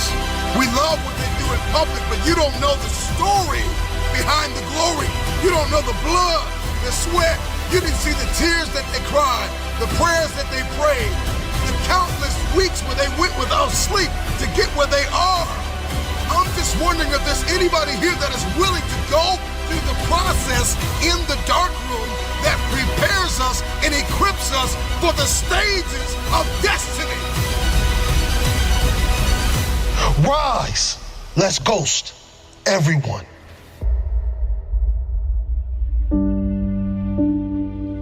You gotta get back to that child that wanted to dream, that wanted to chase everything the world told him that he couldn't have. Yes, we gotta reset. We're surrounded by the noise. We're surrounded by the social media, the Instagram, all of these things that give us no fulfillment. And the reason why you feel this way is because you've been surrounded by negativity. You've been surrounded by individuals that call themselves your friend. But in all reality, they're just another energy drainer. They're just another person that wants to tell you that you cannot accomplish your dreams because they failed at every obstacle they ever tried to defeat. Let's go back into that hole. Let's go back into the darkness. Some of the most monumental and transformational portraits and pictures that we've ever seen were developed in the dark room. I'm talking to that athlete. I'm talking to that administrator. I'm talking to that nurse, that doctor. I'm talking to that student. I'm talking to that communicator. I'm talking to that pioneer, that inventor. I'm talking to that entrepreneur. I'm talking to that preacher. I'm talking to that person who refuses to stay where they are. I'm talking to that person that doesn't have a problem laying in obscurity because you know that when you come out of the dark room, all eyes on you.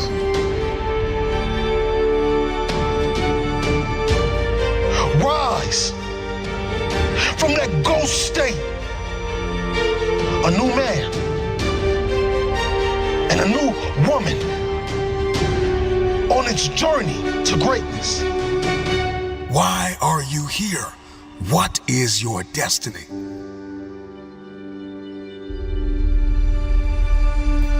I got a question.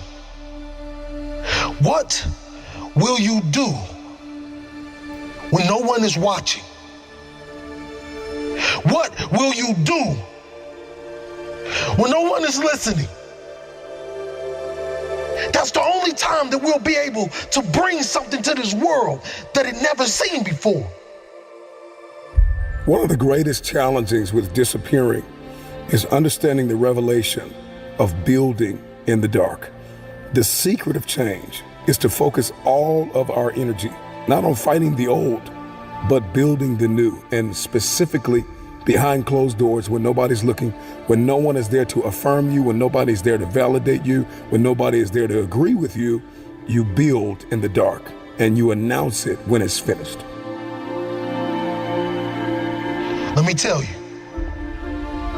you're gonna fight until you can't fight no more.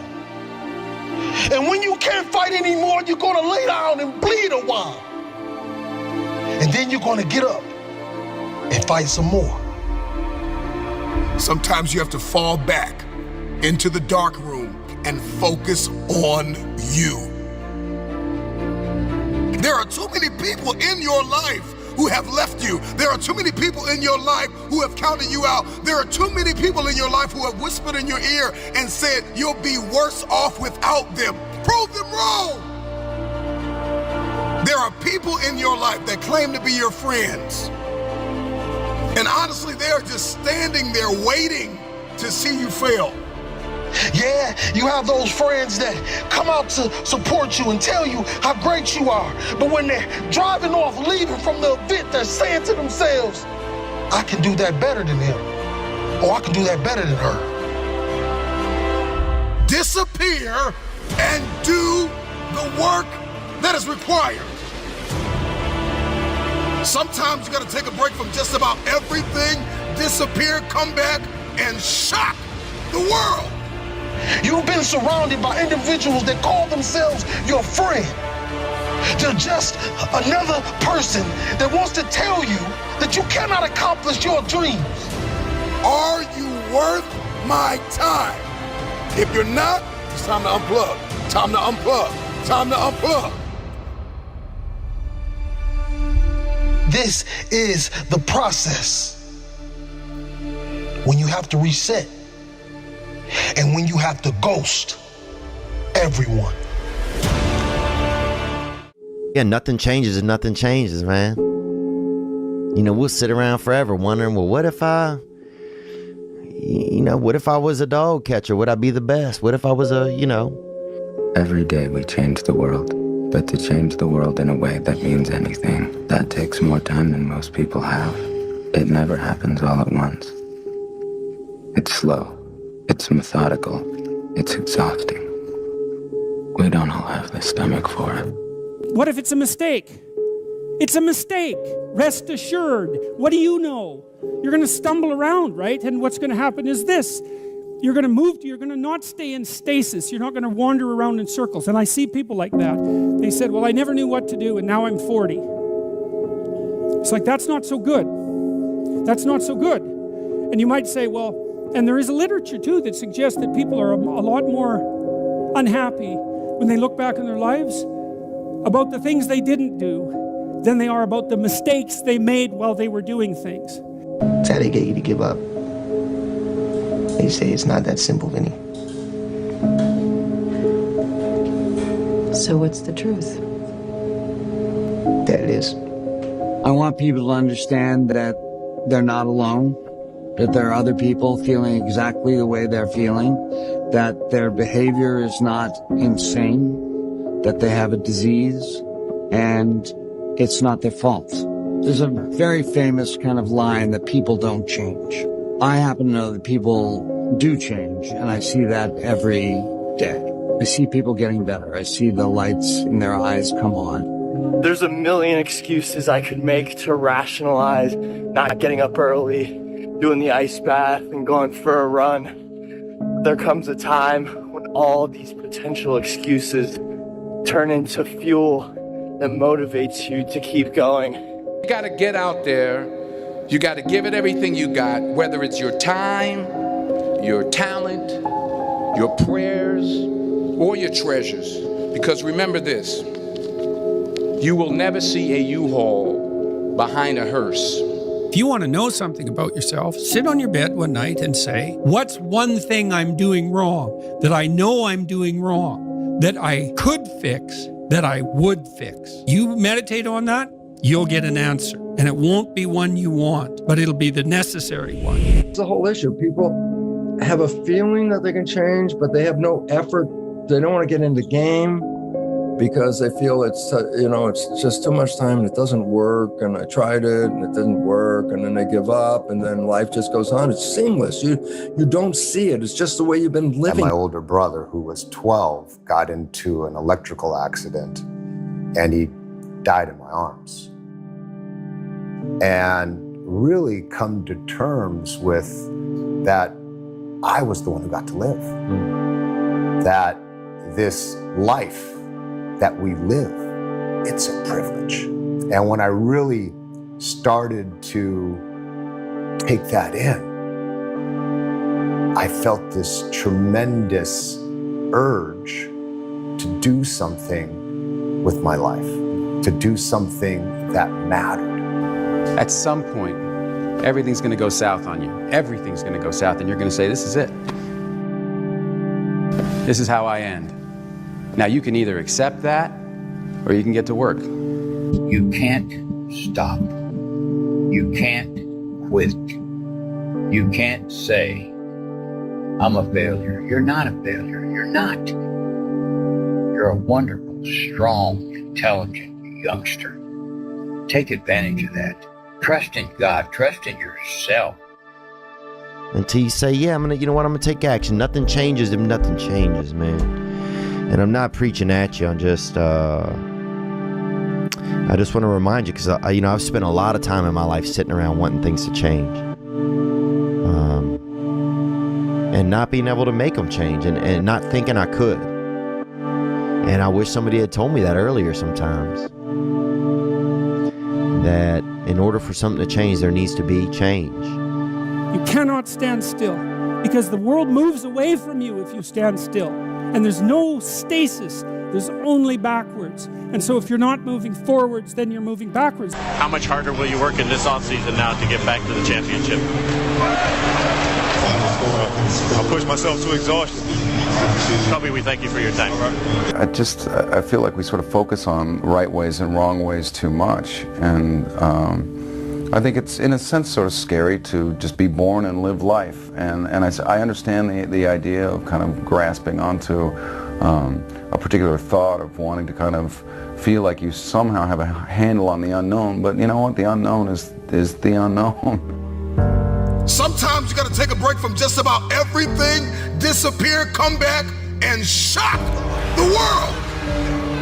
I'm talking to that athlete. I'm talking to that administrator. I'm talking to that nurse, that doctor. I'm talking to that student. I'm talking to that communicator. I'm talking to that pioneer, that inventor. I'm talking to that entrepreneur. I'm talking to that preacher. I'm talking to that person who refuses to stay where they are. I'm talking to that person that doesn't have a problem laying in obscurity, because you know that when you come out of the dark room, all eyes on you. We live in a culture of busyness, distraction, and noise. And sometimes the only way something's going to change is if we disappear. Sometimes you gotta delete the app. Sometimes you have to walk away. Sometimes you have to fall back into the dark room and focus on you. Everybody wants destiny. Everybody wants manifestation. Everybody wants fulfillment. Everybody wants the next level and the relationship and a higher quality of living. But nobody wants to eliminate distractions. Nobody wants to disappear for 3 months, 4 months, 6 months, and get into a place where you can focus on just you. What if you could just shut out every distraction? What if you could just shut out the world for just a season and focus on you? A man is rewarded in public for what he does in private. Can you unplug for just a moment and focus on you? Focus on what matters. Why are you here? What is your destiny? The reason why you don't see it, the reason why it has not manifested, the reason why you are so frustrated is because you have not been willing to forsake all that you've been called to forsake and to follow through behind closed doors. Sure, you can talk about it. Sure, you can plan it. Sure, you can write it down. Sure, you can go to the conference and hear about it. You can read about it. But at some juncture, you have to disappear and put the work in and come back and shock everybody that doubted you. I'm talking to that man, that woman, that boy, that girl who feels the fire in their belly. It's time for you to shock the world. You may have to sleep in your car. You may have to go without food. You may have to bounce around from couch to couch. You may have to sacrifice like nobody in your family ever has. But can you do it behind the scenes when nobody's looking, when nobody's watching, when nobody understands the measure of passion that you carry? Can you keep going? Don't stop. You're right there. Go through the process in the dark room that prepares us and equips us for the stages of destiny. It's time to get real. It's time to get raw. It's time to look ourselves in the mirror and come to the resolve that this version of ourself is not going to carry us in the stretch. That I've been this version of myself long enough that if I don't change, if I don't do something about this, then I'm gonna find myself bankrupt. Some of the most monumental and transformational portraits and pictures that we've ever seen were developed in the dark room. We celebrate athletes and we celebrate critical thinkers and innovators and actors, and we praise them and coin them our heroes, and we follow them by the millions. We love what they do in public, but you don't know the story behind the glory. You don't know the blood, the sweat. You didn't see the tears that they cried, the prayers that they prayed, the countless weeks where they went without sleep to get where they are. One of the greatest tragedies in life is to live and not know why you're living. I'm just wondering if there's anybody here that wants their future, that wants to fulfill their destiny, that wants to manifest, that wants to walk in discipline and determination. I'm just wondering, is there anybody here that's willing to disappear? Are you willing to forsake all distractions? Can you hide yourself in the library? Can you hide yourself in the gym? Can you hide yourself in the boardroom and plan and caucus and do what is required behind the scenes in order to manifest the moment? Can you hide yourself in your books? Can you hide yourself in your closet? Can you hide yourself in the prayer rooms? Can you hide yourself? We have this passion to be in the public eye, but no patience to do the work behind the scenes. Stop telling the world what you are about to do. Steve Jobs once said, "We do not say anything about future products. We work on them in secret, and then we release them to the world." We only have so much real estate in our minds and our hearts. We only have so much bandwidth in our mental capacity. And the more distractions, the more delusions, the more negativity that we allow to take up real estate in our hearts and in our minds, the less energy we have to fulfill the call, to fulfill destiny, to manifest the idea. Everything that you think about, that you meditate on, everything that has to your attention has to be worth your time.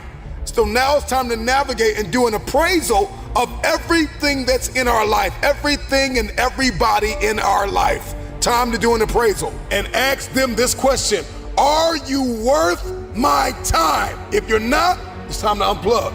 Time to unplug. Time to unplug.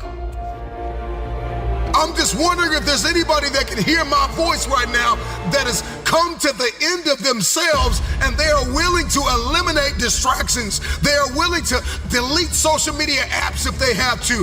They are willing to walk away from everything that is distracted, everything that has diluted your devotion and your determination, every disease and dysfunction and disorder that has pulled you from destiny after you have heard it, after you have received it, after you have written it down, after you have spoken it once.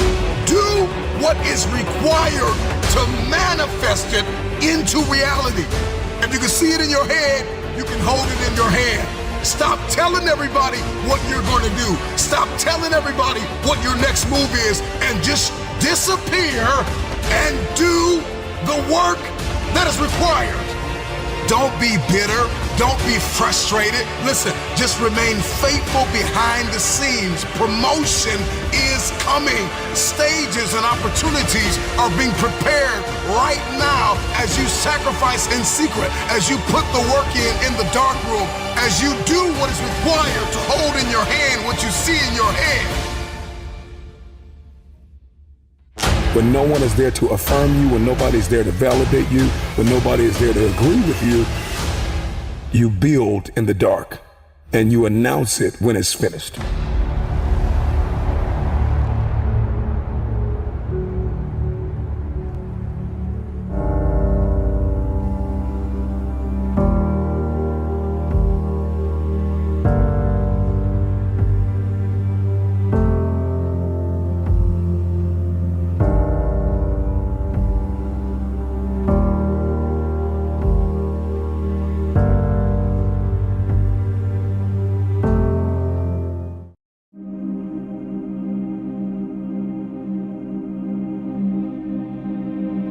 The thing about self-discipline is that it is necessary for everything you do in your life. You have to be self-disciplined.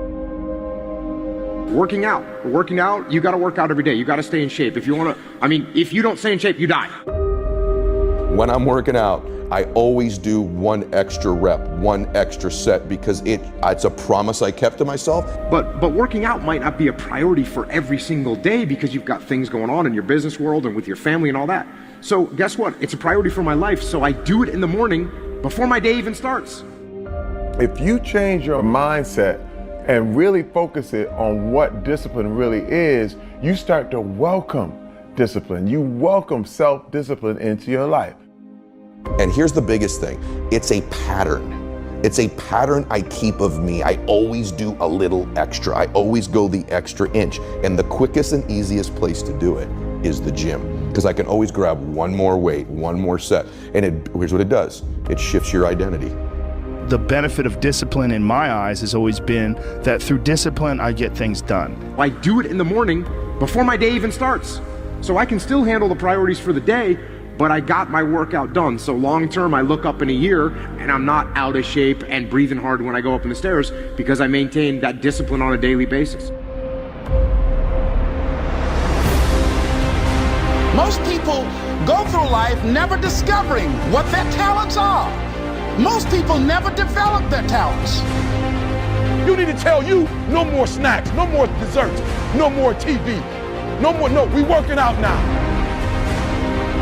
They have skills and abilities, but if you don't nurture them, if you don't develop them, they will never serve you. Your gifts can take you many places if you develop your gifts. The best gifts come from the bottom.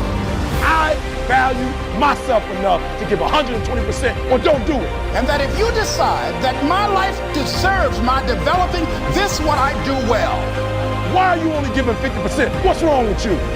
I grant you that if you begin to work to develop your gifts, you'll develop a strong sense of happiness. You'll get a larger vision of yourself, because part of beginning to get a larger vision of yourself, all of us need some area of our lives where we can have a feeling of competence. When other folk are having a good time, you've got to have the strength of character. You need to tell you that you owe you something. As you begin to develop and expand your skills and your talents and your vision of yourself, you will always be in control of your destiny. I want freedom. And for me, disciplining myself means more freedom.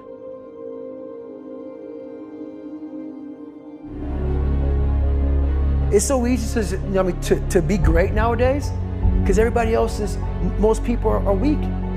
This is a softened generation. So if you have any mental toughness, any ability, if you have any fraction of self-discipline, the ability to not want to do it but still do it.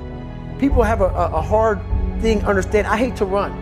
And what makes me so crazy, it doesn't anymore, is people go, well, why do you run if you hate it? What are you talking about? I don't want to take showers and eat either. I hate that too. That's life, man. It wasn't until I changed that mentality that I became somebody. I hated going to school, so guess what? I was dumb as But if you can get through to doing things that you hate to do, on the other side is greatness. That's what people don't understand. By me running, I am callous in my mind. I'm not training for a race. I'm training for life. I'm training for the time when I get that 2 o'clock in the morning call that my mom is dead or something happens tragic in life. I don't fall apart. I'm training my mind and my body and my spirit so it's all one, so I can handle what life is going to throw at me. Because the life I've lived, it throws a whole bunch at you. And if you're not physically and mentally prepared for that, you're just going to crumble and you're good for nobody. 99% of people are not willing to do what it takes to make their dreams come true. The Marines have a saying, everybody wants to go to heaven, but nobody wants to die. The center of bringing any dream into fruition is self-discipline. You know, something as simple as food and eating. It's not about your body as much as it is about your mind. It's getting command of your mind to be able to choose actions that are in your own best interest. Every day we are choosing that's not in our own best interest.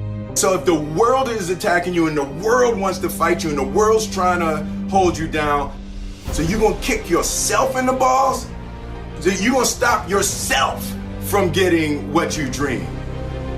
And I think the word discipline has kind of gotten a bad name. We think about it in terms of punishment.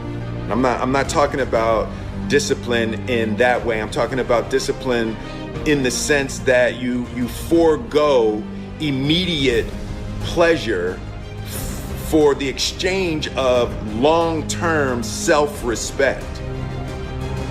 I believe that self-discipline is the definition of self-love.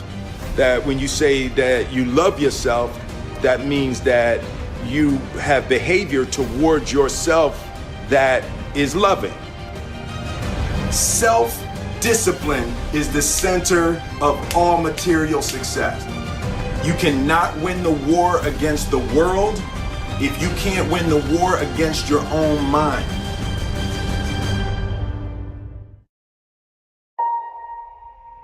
Self-love is when you say to yourself, oh, man, look, I know you and that girl got a real connection. I know y'all vibe, but that's your girl's cousin. So I love you too much to let you do that. It's like you say to yourself, hey man, look, I know you want to eat that pizza and it'll be really good, you know, but I can't let you eat that, man, because if you eat that pizza, you're going to feel like shit, you know, and I love you too much to let you eat that. Self-love is, hey, look, I know you got a test on Monday, you know, and I know you really want to go out with your friends. It's Saturday night, you want to go out, but if you fail that test, you're not going to feel good about yourself. You know, I love you too much to let you go out tonight. Self-discipline is self-love.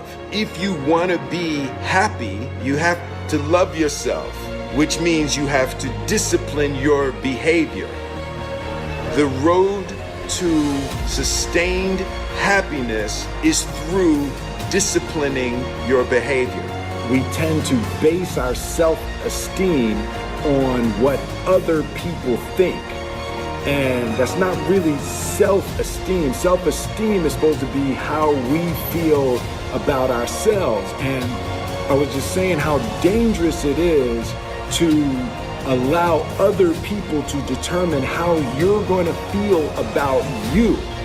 And it's kind of like looking into a broken mirror. You're going to look in a broken mirror and then change your face to try to look good in this defiled, busted, broken mirror. And it just, other people's opinions is a really way to determine how we feel about ourselves.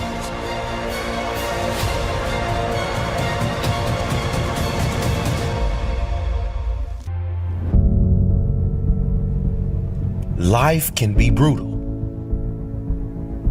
Life can be unforgiving. If I had to sum up in one word the difference between the greats and the average, the difference between the successful and the nobodies of the world, one word, one attribute to describe the difference: discipline. If you don't have the discipline, you can forget about the trophy. You can forget about the success, the greatness. All champions have discipline. It's the discipline to work hard. You know, not when everyone is watching, but when no one is watching. When the fans aren't there, when the coach isn't there, when it's just you and your character. The discipline to eat strong, healthy foods when you have other tempting options. When those around you might not be so strong. The discipline to say no when those around you choose to be average.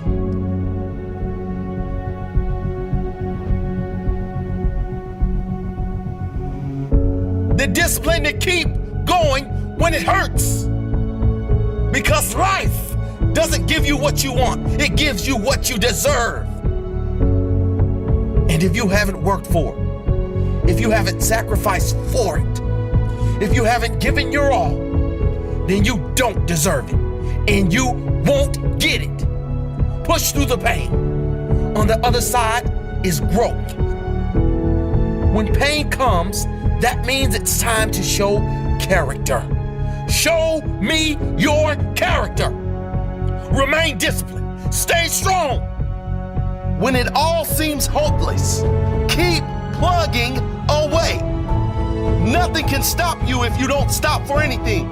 Don't stop for anything. Never break your discipline.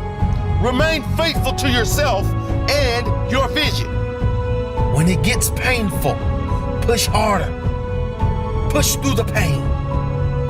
You gotta have the discipline to do 11 when your opponent stops at 10. The discipline to keep going when it hurts. Because life doesn't give you what you want, it gives you what you deserve. And if you haven't worked for it, if you haven't sacrificed for it, if you haven't given your all, then you don't deserve it, and you won't get it. Show your character. Remain disciplined. Stay strong. Don't say why the pain. Don't say why me. Say try me.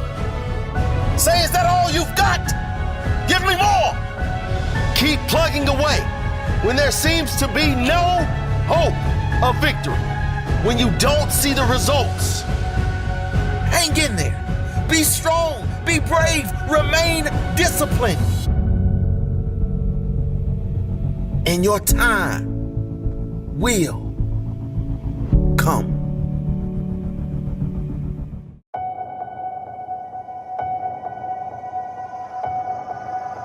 I was weighing like 297 pounds, and I had to make a change in my life.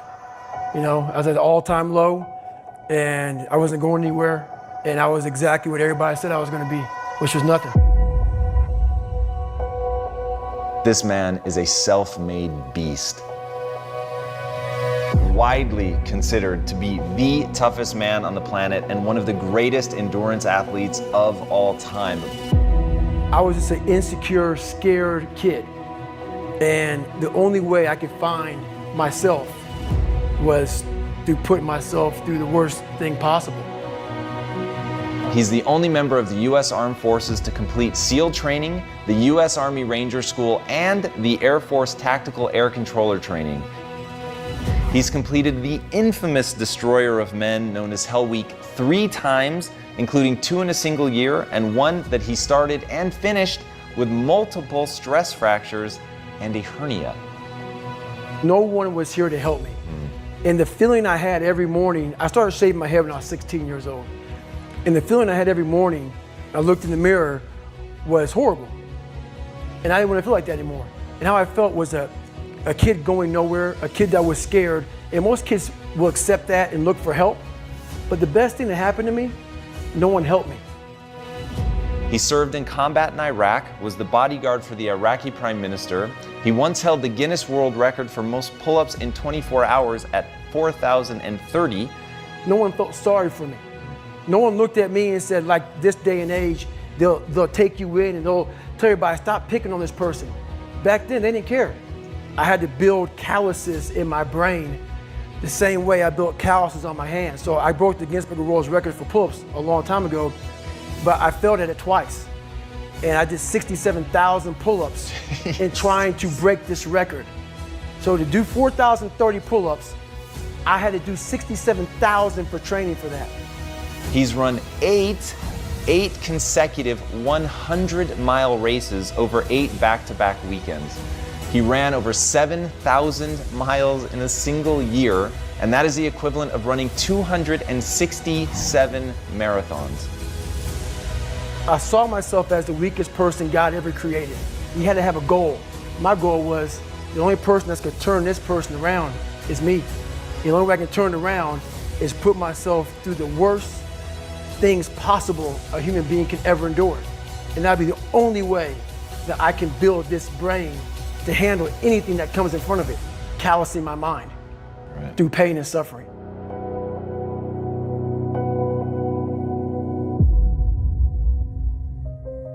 The only way you're ever going to get to the other side of this journey is you have got to suffer to grow. To grow, you must suffer.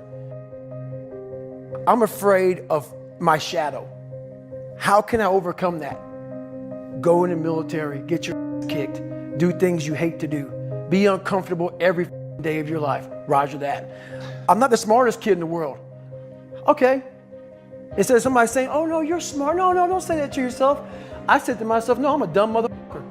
Okay, roger that. How you get smarter? Educate yourself. So the things that we run from the truth. We're running from the truth, man. So the only way I became successful was going towards the truth. As painful and as brutal as it is, it changed me. It allowed me to become, in my own right, who I am today. If you can, for the rest of your life, live inside of yourself, stop listening to people who are calling you fat, gay, transsexual. Everything that is makes no sense. All these insecure people putting their insecurities on you, you gotta flush it out. You gotta just be whoever the hell God or whatever the hell you believe in. If you believe in nothing but yourself, I don't care what it is. You gotta take everything and throw it away. You have to believe in one thing, and that is yourself.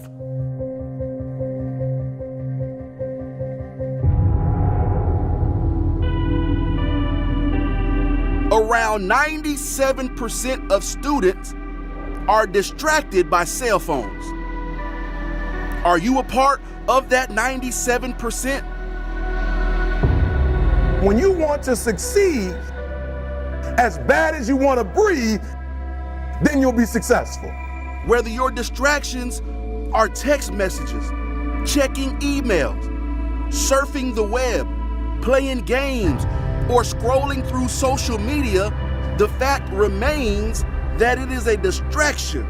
I'm saying to you today that there are some of you, if you give up your cell phone, you would be successful. But your cell phone is more important to you than your success. Stop wasting time on your cell phone. Facebook isn't going anywhere. Instagram will still be here this weekend. Focus on your dreams. Focus on your studies. Focus on your goals and aspirations. Put the thing down. Look up. You're missing stuff. What is the long-term effect of too much information? We don't know, but we're finding out. Focus on becoming a better you. A better you that is not distracted by unnecessary things. You gotta cut off the cell phone. You gotta, no TV. There were those of you who were watching the game last night, you really didn't have no business watching these boys win a national title, going to the NBA making millions. You didn't have no business watching them because you're not where you need to be. One that is determined to succeed and not scroll. That is determined to prosper and not post, to grow all day and not game all day. Stop wasting time on your cell phone. And when you get to the point where all you want to do is be successful, as bad as you want to breathe, then you'll be successful. It's about you and your future. It's about your grades. It's about your dreams. Ultimately, it's about your life. The time you spend on your cell phone could be used for your success. The time you could be using to be successful, you're using it on the cell. And the cell phone is not bringing you nothing but a bill. Is your life more important than that app, than that game, that post? I need cell phones off. Listen to me. Some of you gonna be broke for the rest of your life because of that little thing on the side. You're gonna be broke for the rest of your life because of a little cell phone. We're so plugged into our cell phones that we become blind to the world around us. And somebody has told you you couldn't live without it. We can't take our eyes off the screen long enough to see the beauty of the world around us. It don't matter whose fault it is that something is broken if it's your responsibility to fix it. For example, it's not somebody's fault if their father was an abusive alcoholic, but it's for damn sure their responsibility to figure out how they're going to deal with those traumas and try to make a life out of it. It's not your fault if your partner cheated and ruined your marriage, but it is for damn sure your responsibility to figure out how to take that pain and how to overcome that and build a happy life for yourself. Fault and responsibility do not go together. It sucks, but they don't. When something is somebody's fault, we want them to suffer. We want them punished. We want them to pay. We want it to be their responsibility to fix it, but that's not how it works, especially when it's your heart. Your heart, your life, your happiness is your responsibility and your responsibility alone. As long as we're pointing the finger and stuck in whose fault something is, we're jammed and trapped into victim mode. When you're in victim mode, you are stuck in suffering. The road to power is in taking responsibility. Your heart, your life, your happiness is your responsibility and your responsibility alone. You can make a person smile, you can make a person feel good, you can make a person laugh, but whether or not a person is happy is deeply and totally and utterly out of your control. The prerequisite for spending time with any person is that they nourish and inspire you. They feed your flame. Look at your last 5 text messages. Are those people feeding your flames or dousing your fire? Put your phone down for just a second and look around. Look to the people around you. Are those people throwing logs on your fire or are they pissing on it?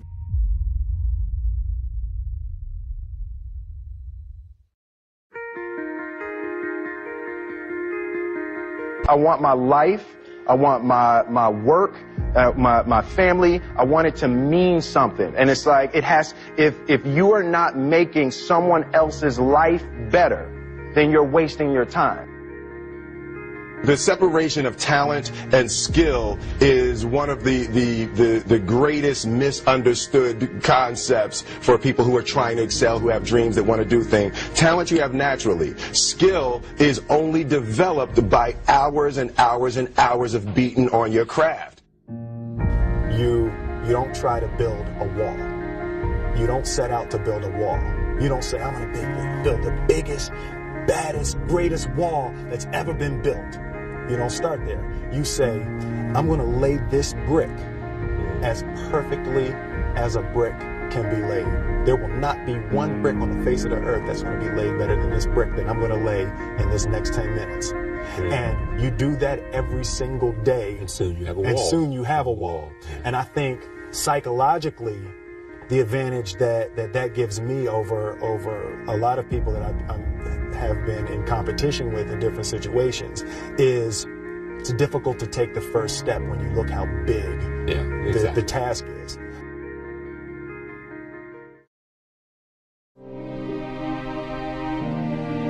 The definition of who I am is very clear to me, and it also redefines who I want to be.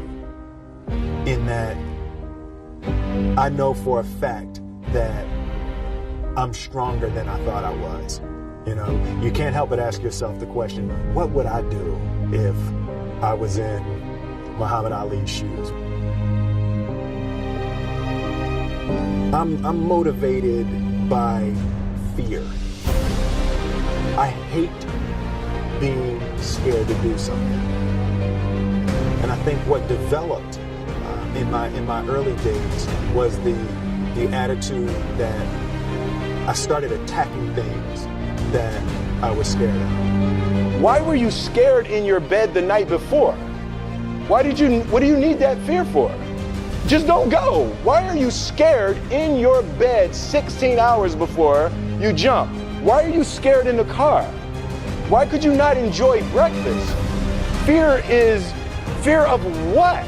You're nowhere even near the airplane. Everything up to the stepping out, there's actually no reason to be scared. It only just ruins your day. You don't have to jump.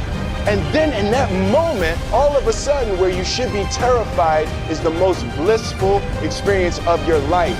And God placed the best things in life on the other side of terror.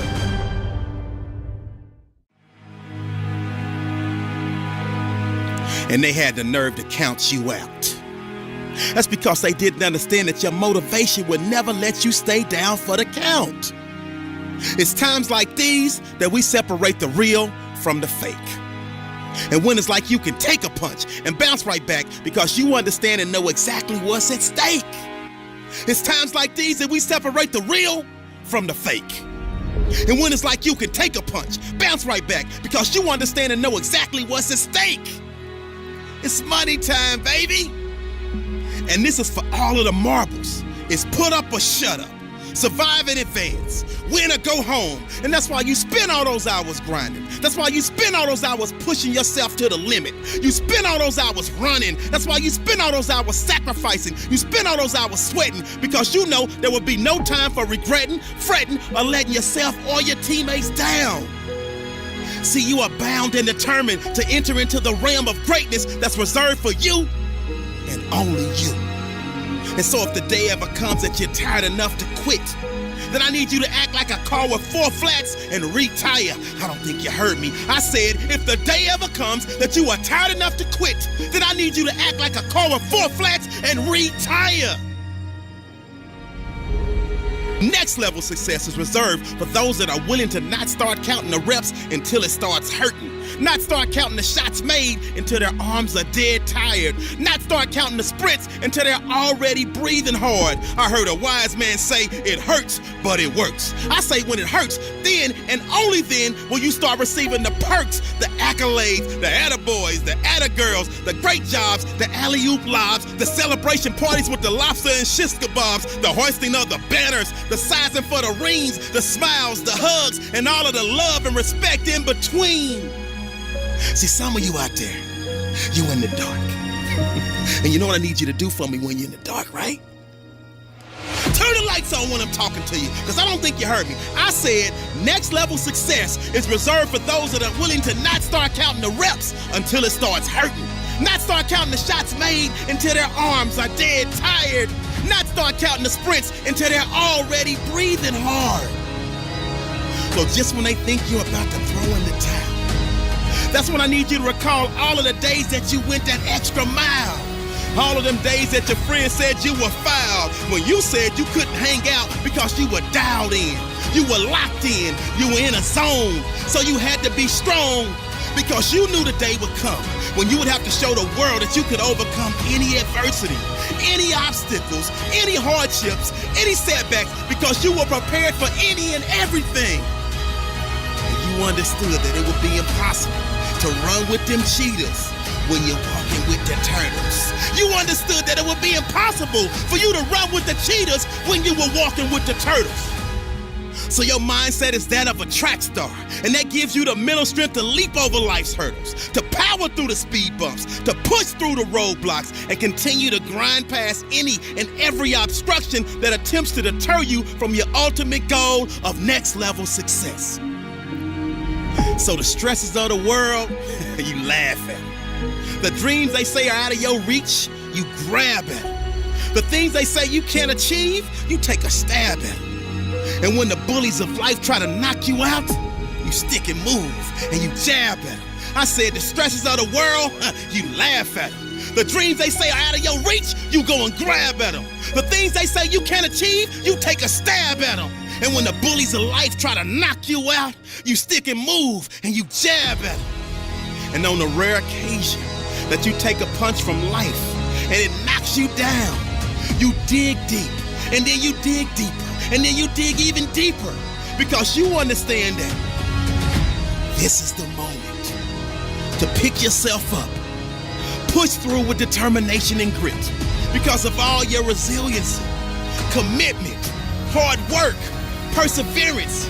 You have now put yourself in position to show the world that you got that dog, and your inner dog has no quit. I said this is the moment to pick yourself up and push through with determination and grit, because of all your resiliency, commitment, hard work, perseverance. You have put yourself in a position to show the world that you got that dog, and your inner dog has no quit. I hated jumping out of airplanes. I hated shooting guns. I hated the job as a Navy SEAL. But I did it because I wanted to change myself. Everything I do, I'm not really comfortable doing. But if you choose to go that route, to go be a Navy SEAL, you might as well go be the hardest mother in the world. Because if you're choosing to do something, you have two routes. You can go there and be a little weak person and get through barely, and that's your reputation. Or you can go through the hardest guy you can possibly be, and that's your reputation. So my whole thing is, if you're gonna choose to open that door in Iraq or Afghanistan, open the mother and go in hard. Because they're gonna remember you by slowly opening it and peeking in. So if you're gonna open it, and you made the mind to open it, don't crack it open. Open the door, go in. That's with life. If you're choosing to do something, attack it. Because they're gonna remember you as not attacking it. So I want to be remembered. You can hate me, but there's one thing you can't say about me. I didn't attack it. So that's the mentality to have. If you're gonna do something, you might as well attack it, because you can do it anyway. Right. Who on this earth would still be going right now? You are. You are.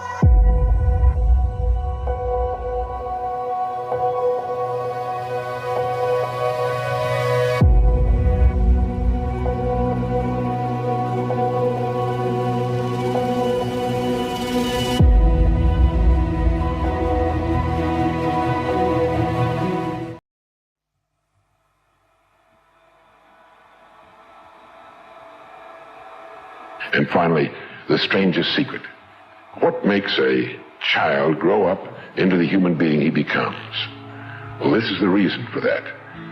Of course, he's the confluence of a genetic pool, but what makes him become the person he becomes is that he becomes what he thinks about most of the time. It's as simple as that. We become what we think about most of the time. This is why a goal is so important. This is why people who set goals achieve them. The trouble with men is not in achieving their goals. They do that. It's in establishing them. Everything that hurts you, find a way to overcome it. Everything that you feel is difficult for you, find a way to still do it. As long as you can do the things, stop listening to the mind. There is no one like you. There has never been anyone like you. There shall never be anyone like you. Therefore, know yourself. Be yourself. Authenticity is everything. That power perspective, that you see everything working for you, that you listen to that soul that's telling you there's more for my life. That idea doesn't just stay an idea, you act upon that idea. Yep, everything I've been through, I'm him. There's a purpose designed for me. I'm gonna walk towards that purpose. I'm him. I'm good because I know that everything's working out for the betterment of my life. I know that times are gonna change. I know that better days are ahead. I know that my breakthrough is coming, so I'm good. I'm gonna live in my power. When there's an area we know we must change, now we use comparison as a weapon to our advantage. Because most people are motivated by avoiding pain, right? That's their motivation, to avoid unhappiness. And so I use comparison as a weapon, as a catalyst to get leverage on myself to change. So I'm very conscious when I'm feeling unhappiness in an area that I'm not conscious of changing, to not do comparison. But when it's an area I must change, I do use comparison as my own weapon to get leverage.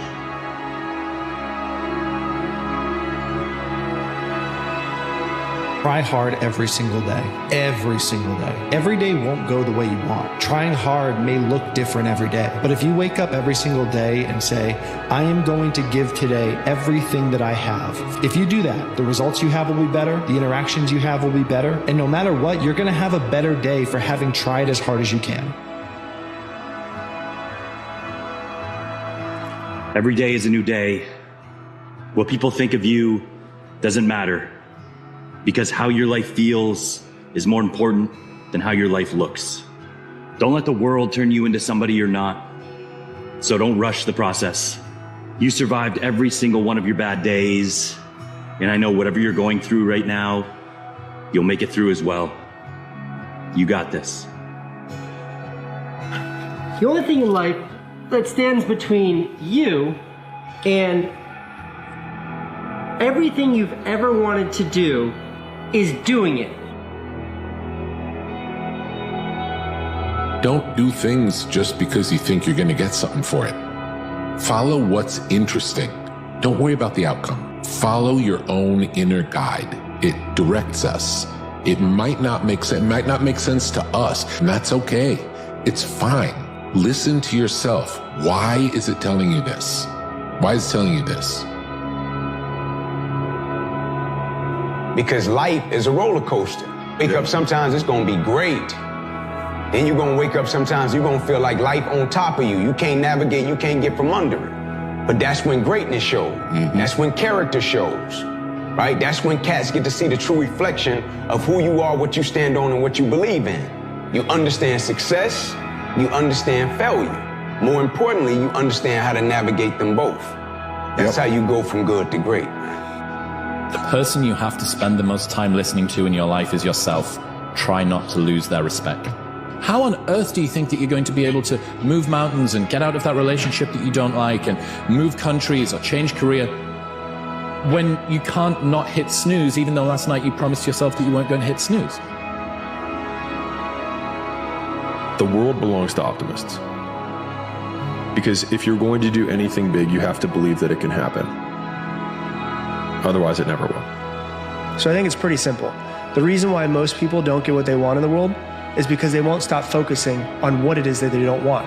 And what you look at and what you focus on, you will get. They're constantly thinking, I don't want to be broke. I don't want to be alone. I don't want to be sad anymore. Only look at where you want to go, because wherever you look is where you're going to end up.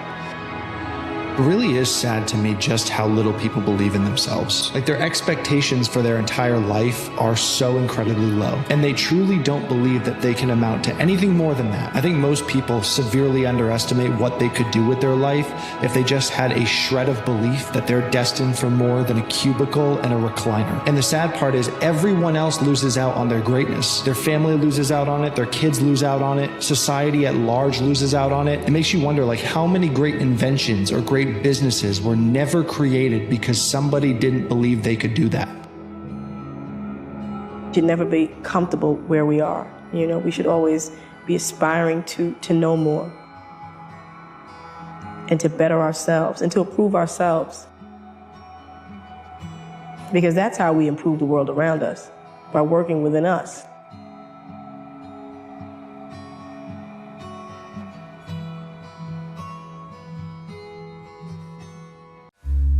The only way to get good is to start with just okay. Your current life today is the result of the price you've sown up to now. If you don't like what you're getting out, what you have to do is you have to put in something different. We find that all successful people are goal-oriented. There's an old saying, you can't hit a target that you can't see. So you have to ask yourself, what is the price that you have to pay to achieve the success that you desire? And you have to write it down and make a plan and work on it every day. To every visionary, you got to keep dreaming. I want you to dream in such a way that everything is in color. I want you to dream in such a way that there are layers to it. I want you to dream in stages, step 1, 2, 3. I want you to see beyond what's possible today. I want you to keep dreaming in spite of those who don't believe in what you've seen, because it's in your head. But it's not just in your head. It's got to creep into your heart. And if it gets in your heart, that's where you'll start. Never say you can't do it. Say, I haven't done it yet. I haven't done it yet. And that's true with everything. It's like, there's nothing that you can't do. You may not have done it yet. We don't know if you can do it or not until you really practice. And then you find out if you can do it or not, or how well you can do it. I don't know if you know this, but you only get one life. One shot, one chance. And every single day you have a choice. You can sing your song of greatness, or you can let the world silence that voice. You see, millions of people die with regret. My question is that gonna be you? Get into your final days of life knowing you're about to die with your dreams because you never acted. A lot of you expect more out of people like me, out of people on Instagram, people on TV, people in the world. You expect more out of people like us than you do from yourself. You need to stop expecting more from other people than you do from yourself. Start looking inward on exactly who you want to be and exactly how you want to get there. If you want to be the best of the best, if you want to survive no matter what happens, if you want to thrive no matter what happens, you can't second guess yourself. I can't gamble on you if you're not willing to gamble on yourself. I can't trust you unless you trust yourself. You're asking me to be honest with you. When was the last time you were honest with yourself? There's always a reason. If your business is not thriving, there's a reason. If your health is not thriving, there's a reason. If your relationship is not thriving, there's a reason. And you know what the crazy thing is? Everybody in this room knows exactly what that reason is. But you won't have that honest conversation with yourself. But you tell everybody else, be honest with me. Everybody wants somebody to be honest with them until it's time to be honest. Just start with one little habit, just one little good thing that you do, and do it a lot. Once that becomes part of your nature, part of who you are, add another. Expand upon that. Because here's the thing, you didn't get here overnight. These things don't happen in a day, a week, or a month. It started with one little bad habit that grew and evolved to a point where you had to step back and look at your life and say, what the hell happened to my life? So what makes people think that moving in the opposite direction is going to be any faster? Start with that one little habit, grow it, evolve it, and then one day you'll step back and look at your life and say, what the hell happened to my life? Except this time, you'll have a smile on your face. You've seen it. But now that you've seen it, you got to keep seeing. You got to avoid the idea that somehow you could burn out. No, there are embers that are connected to you. That every time something came into your life that tried to wipe out your dreams, to wipe out what you are, it spread. That's why you got to keep feeding you. You got to keep growing. You got to keep trying. You got to keep lifting. You got to keep running. And as you keep running, mile after mile, you are stacking expertise. You are stacking power. You are stacking ability. You are stacking endurance. Until you win, effort always goes unnoticed. Get used to it. No one roots for you until everyone roots for you. That's just how it works. If you're complaining more than you're talking about your vision, then you're in inertia. Energy goes into those lower frequencies, doubt, worry, fear, and now you're in that dynamic. But if you start talking about possibility, even if you don't know how to get there, then your energy starts to go up. You know, what if? You ask a what if question. What if all my needs were met? What would I be doing in my life? What if everything is really working together for my good? What if all the bad things that have happened in my life are leading me to activating some great potential in my experience? Ask a what if question. And you start to notice little tiny miracles happening in your life. Things start to manifest. You don't know how they got there. How do you know that you're on your path? Because it disappears. That's how you know. How do you know that you're really doing something radical? Because you can't see where you're going. That's how you know. But everything you have lent on for your identity has gone.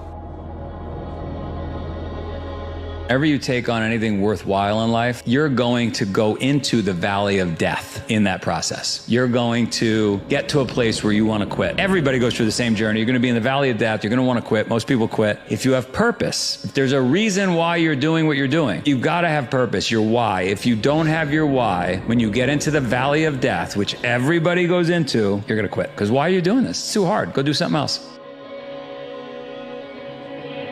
I get it. It hurts. But you know what? It's supposed to. Because if it didn't, you wouldn't change. If it was easy, you'd just stay the same. All of this pain is medicine for your soul. It's part of learning and growing, and you're stronger now because of it. So don't shy away from the pain, because sometimes it's our greatest teacher. Just don't quit today. Tomorrow will take care of itself. Whatever we got to do tomorrow, just don't quit today. Little step. Okay? I'm not going to worry about quitting for the rest of my life. I'm not worried about quitting tomorrow. Tiny step. Tomorrow. What are we going to do? Well, I don't know, but I'm not going to do that today. Just today. You just want to outdo yourself every day. I say life is like a gym. If you look over to the right, there will always be somebody in better shape than you. But if you look to your left, there's someone who would die to be in your position.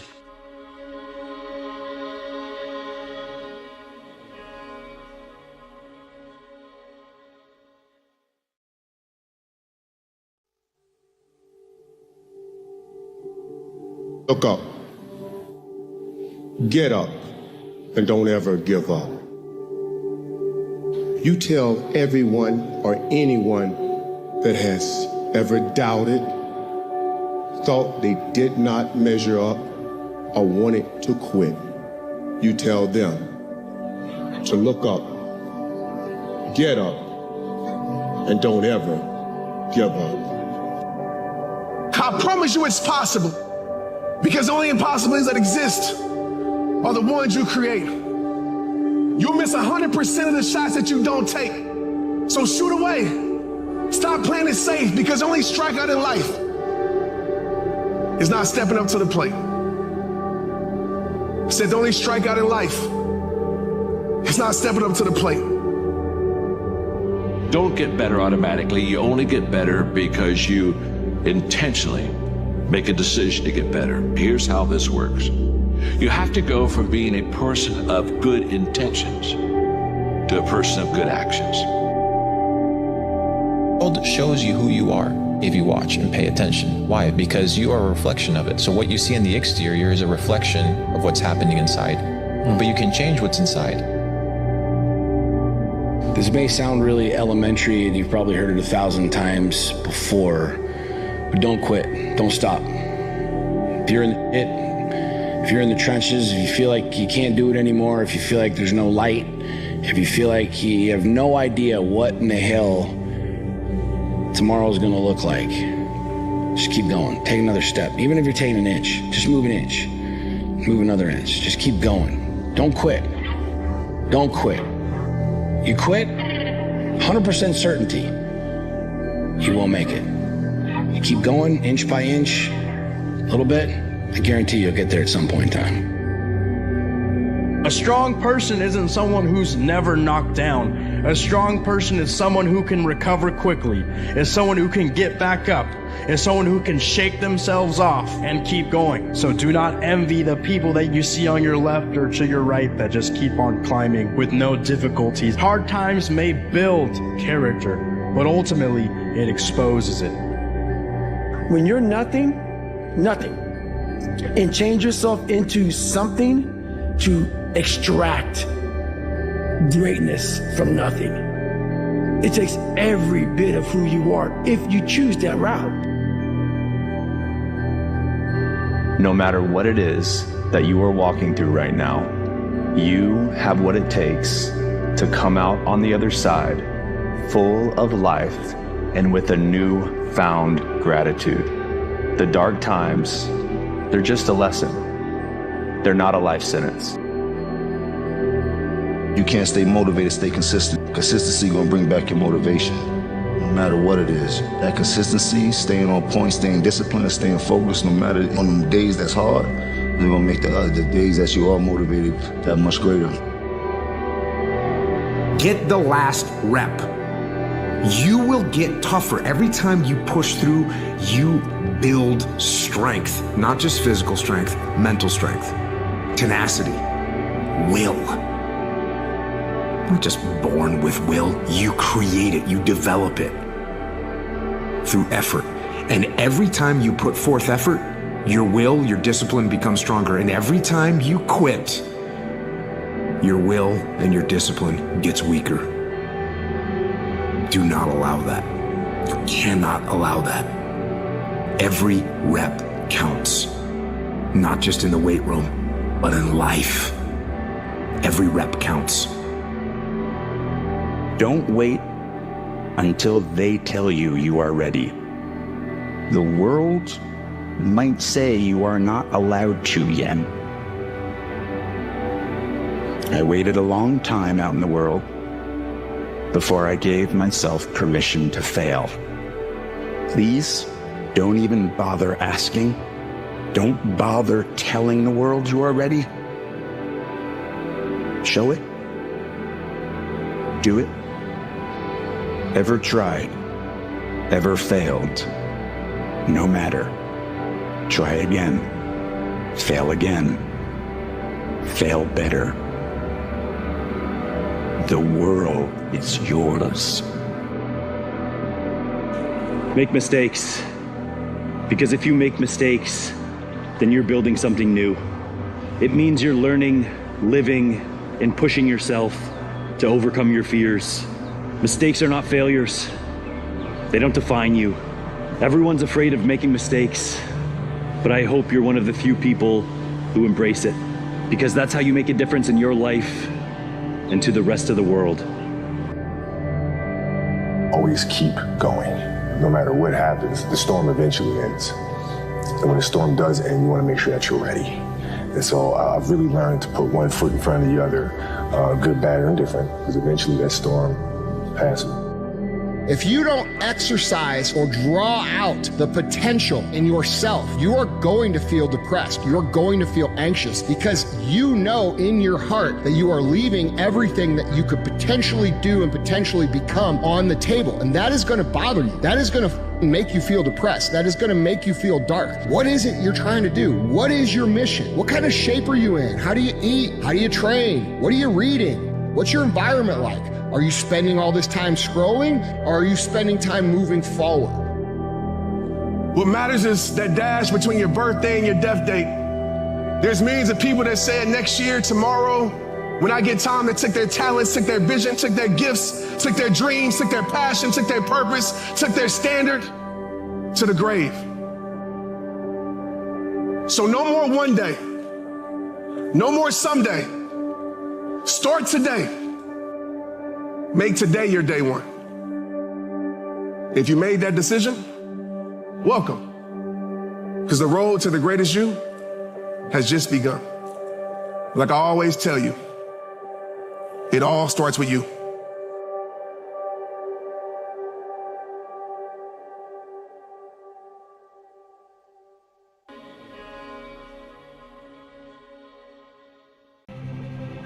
I'm a huge believer there's only two things in this world that each and every one of us can control 100% of the time.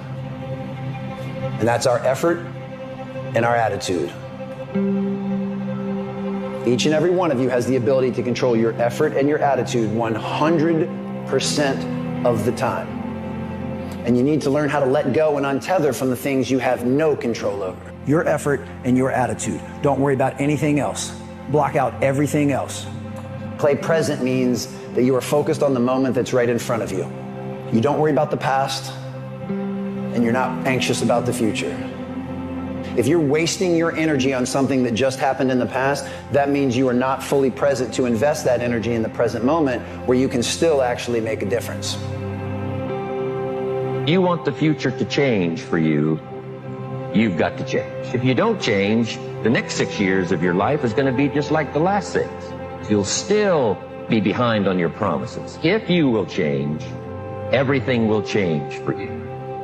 If you will get better, everything will get better for you. If you'll change your philosophy, you'll change your habits, if you'll refine your thinking, if you'll change and accept some new disciplines, if you'll turn the corner where you've been in the past, go for a new life for the future, all kinds of remarkable things will happen for you if you will change. You know what to do when things go your way and things go right. It ain't hard. Everybody knows what to do when things go their way and go right. Everybody knows that. But how can we reshape and reframe and edit our perspective to when we're in certain moments that don't feel good, I can say, all right, this moment where I am right now, God circled on a map for me. Thank you for trusting me. Thank you for trusting me. Now, what's the lesson? What's the blessing? What's the press? What's the growth? Maybe that thing that didn't work out is actually the biggest blessing that ever happened to you. Maybe that so-called failure was actually a gift. And maybe where you are right now in this moment is exactly where you need to be. You can't understand it yet, but one day you'll see it clearly. How some experiences had to end so other ones could begin, and how what you thought you wanted was nothing compared to what you actually received. So trust the path that brought you here today. Nothing in your life was a mistake, because everything is unfolding exactly how it should be. Stop worrying and stressing and being anxious about your future. It is a complete waste of your time. The future hasn't happened yet. You need to be worried about what you're doing today. See, what you're doing today has a bigger impact on the next 6 months than any amount of worry or anxiety could ever have. You don't need to worry about your future, because your day-to-day life already predicts what it's going to look like. So unless you start doing something different today, we already know what's going to happen. It is easy to talk about what you want to do. It's hard to actually do it. So what is it we say we're all trying to achieve in life? What are we pursuing? Happiness is usually the word. Forget happiness, go for joy. Happiness is usually a destination, a place we think if we get there, then I will be happy. But joy is different. It's not a destination, it's the process of living.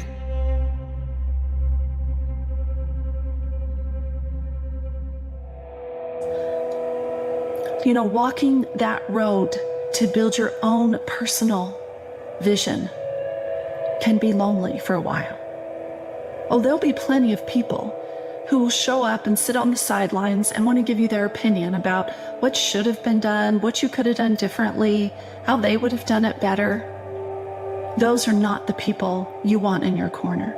Find the people who've been willing to spill their own blood, who have put in the long hours and the late nights, who've not had a weekend, who've laid their head on their desk instead of a pillow, who've been bloodied and beaten and broken and fallen down and gotten back up the next day to attempt it again. Those are the people whose advice is worthwhile. Those are the people who understand. Those are the people that you want at your side as you walk that road.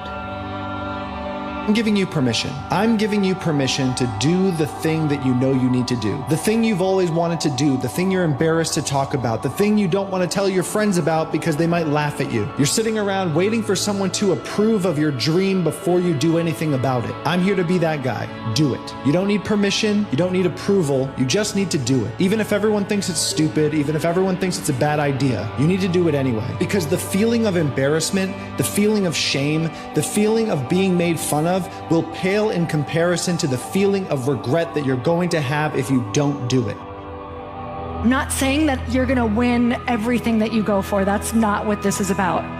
But you know what I truly believe? If we go for something and it's in our soul and it's meant for us and we want it and we can see it, you know what I'm talking about, right? Something you can see right now. Even if you go for that and it fails, that was a very important piece of learning in the journey to the next thing that could win.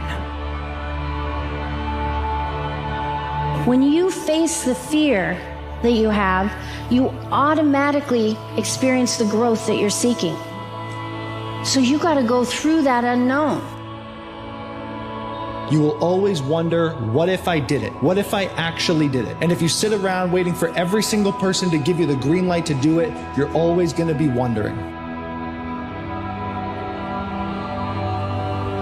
Your vision and your purpose has to be ingrained so deeply that those kind of people, when they give their opinion, it doesn't even matter. Go after what you want and put in the same effort, have the same drive and the same motivation to build what you need to do, what God has given you as your purpose, as you would for anybody else. Stepping into situations that you're not used to is uncomfortable. It's normal to have doubts, question whether you're making the right decision, and fear that things won't work out. But none of those things mean that you're not able to live up to the challenge. Not every worst case scenario is going to become reality. You made it this far. Don't count yourself out.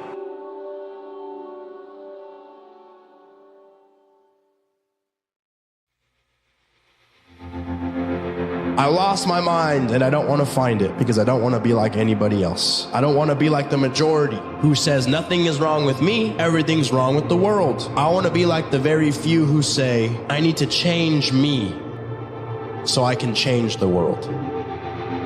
Pessimism, the deadly disease of always looking on the bad side, the problem side, the difficult side, checking all the reasons why it can't be done.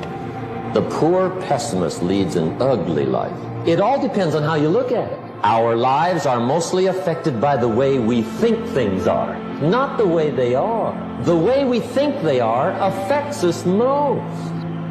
What you're going through right now are preparing you for what it is that you want. Whatever it is in life that you want, the hard times are given to you so that you can grow and so you can get stronger. You cannot be trusted with a lot unless you can be trusted with a little. That's how life is. Everything that you've been praying for, everything that you've asked the universe for is coming to you, but you just have to keep going and go through the hard moments and grow for what you want. And when you get there, you will see that you could not connect the dots looking forward, but you'll see how the struggles were the most important part of the journey to get you to where you wanted to be. Will never, ever, ever Live a life that you're meant to live. If you're constantly worried about what other people are thinking, people are going to be disappointed no matter what you do. Let them. Let them judge. Let them be disappointed. Let them say what they're going to say. Let them not invite you. Let me live my life. If you want to win big in the beginning, you're not going to have it all. You're going to start earlier. You're going to work later. You're going to work weekends. You're going to skip beers with the boys. You're going to miss a dance recital or a baseball game. The question is just whether you want to make the trade for the thing that you want now, for the thing that you want most. And everything has a price. And so if you're not willing to make the trade, there's nothing wrong with that. It's just about what trades you are willing to make, because the person who wants to be you is willing to trade more than you are. You have to stick to your guns. You have to find something that you can do that maybe other people couldn't do. And even if that seems different or doesn't fit into people's expectations, that's what's going to distinguish it if you can do it successfully. So I think it's really about sticking to your guns, doing something you passionately believe in. I think you have to be true to your own passion and your own sense. You don't even realize how much potential you have. You think you're just confined to the reality you currently live in, that you're just born the way you are and that's the way it is. And just because it's been this way this whole time, that it can't be any other way. It's not true. It doesn't matter what your story's been up to this point. Who is responsible for finishing the story? It's not your parents. It's not your genetics. It's not your friends. It's not your family. It's not any of the things that you've been blaming your entire life. It's you. So you can either sit there and continue to blame everyone else and tell everyone that you don't know what it's like to be me. Or you can say, you know what? My story's been what it's been. Things have gone the way they've gone, and I can't change that. But what I can do is take control of my future. I can choose to not be a victim anymore. And I may not have control over everything that happens in the future either, but I can do a whole lot more than I've been doing. It's a lonely journey.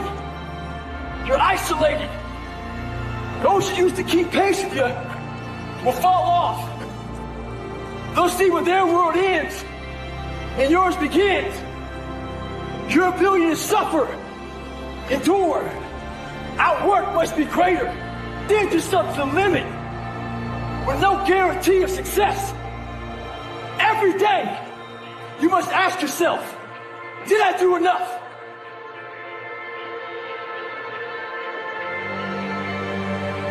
So what if you fail? So what if you have to start over? So what if it doesn't work out? Yeah, it's nice when your efforts pay off, but some things are just meant to teach you about the process of hard work. They're meant to humble you at the fact that sometimes you don't get what you want, but you can still be satisfied knowing that you left one less stone unturned. Not everything is supposed to lead to success, so just stay the course. Problem that most people have is they're not connected to themselves. They're too outer directed. They're not inner directed. So what you need to be doing is you need to be looking at yourself, not listening to others, not listening to what's on social media, not listening to what your peers are saying, but listening to yourself, who you are, what really truly excites you. You have to cut out all that other stuff that your parents told you or that other people are telling you. And so you're looking for your childhood again, for that child inside of you that got so excited about those things, but that you forgot. Most important question you could ever ask yourself is, what do I really want? And the answer to that, once you can establish for yourself what the answer to that is, and have everything you do, every choice you make, move you in the direction of what you say your vision is. And when you do that, the forces of life rise up to meet you. Don't never let anybody take your belief in yourself away from you because they hurting inside. Don't you never let nobody do that. Always believe in who you are in the darkest moments, man. In the darkest moments, when you at that pain, when you at the bottom, know that you're gonna get back up. But you gotta believe that you're gonna get back up. The whole process of success requires you to fail over and over and over again. There is no book, there is no course, there is no guru, there is no television show, there is no college education that can teach you what you will learn from the failures that you have. The biggest inspirations that you know have had the most failures. They have made the most mistakes. They have up more than anybody else. you realize that you didn't win the championship on that day. You won a championship that day when you got up, getting on the treadmill, repeating those boring old habits every single day, performing your craft. That's when you became a champion. Progress comes with a price. It's not just enough to want to be better. You have to commit to being better, to take advantage of every opportunity.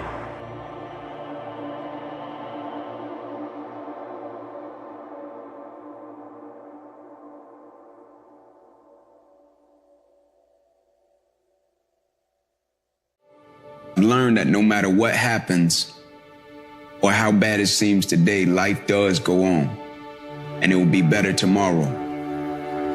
It's dangerous to dwell on past mistakes because people sort of define themselves by the worst moments that they've ever had. You gotta get through failure. It's very important, and you get through it by just picking yourself back up and moving forward and going. You know, there's one place that all the people with the greatest potential are gathered. One place, and that's the graveyard. The number one regret of the dying is they didn't take risks. They didn't become their ideal self. And I think that sometimes people hold off braveness and courage because they don't want to risk failure and they don't want to risk shame. And I think you got to risk it. You need to decide what you want.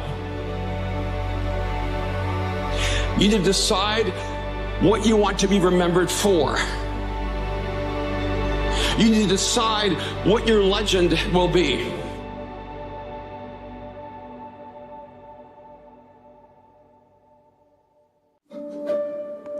Fear is a companion that you do not need.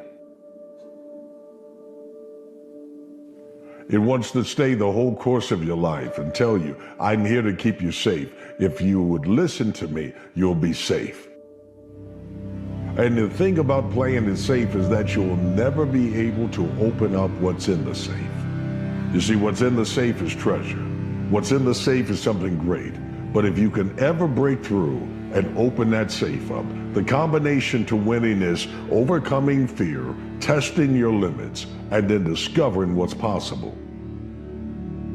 So many people live in their head, they go to therapy in their head, they go in circles and nothing changes because it just becomes a circular conversation. And so what do you got to get yourself to act? Well, to get yourself to act, you have to get yourself in a state where you'll do it. So you can take anything and make it represented in your mind as difficult or easy. And the way we represent things is the way we feel. Experience life, you experience life you focus on. If I'm focused on what's wrong, my life is wrong. If I focus on what I love, my life is love. It really comes down to, yes, the way you represent the world is the way you experience the world. So I feel, what's life? Oh, it's a test.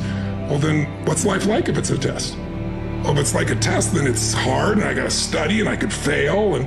Or someone would say, then life's easy because I'm good at tests. Or is life a battle? Then those people always are looking for someone to fight with. They expect there's gonna be a fight. It's always a struggle. And they find a way to make it a struggle. Is it a gift? Like however you represent life, it'll change completely what you're feeling and what you're doing. Let me tell you something, and you listen to me, and you listen to me closely. Success doesn't come to the most intelligent or the most talented. Success to come to those who are the most hungry.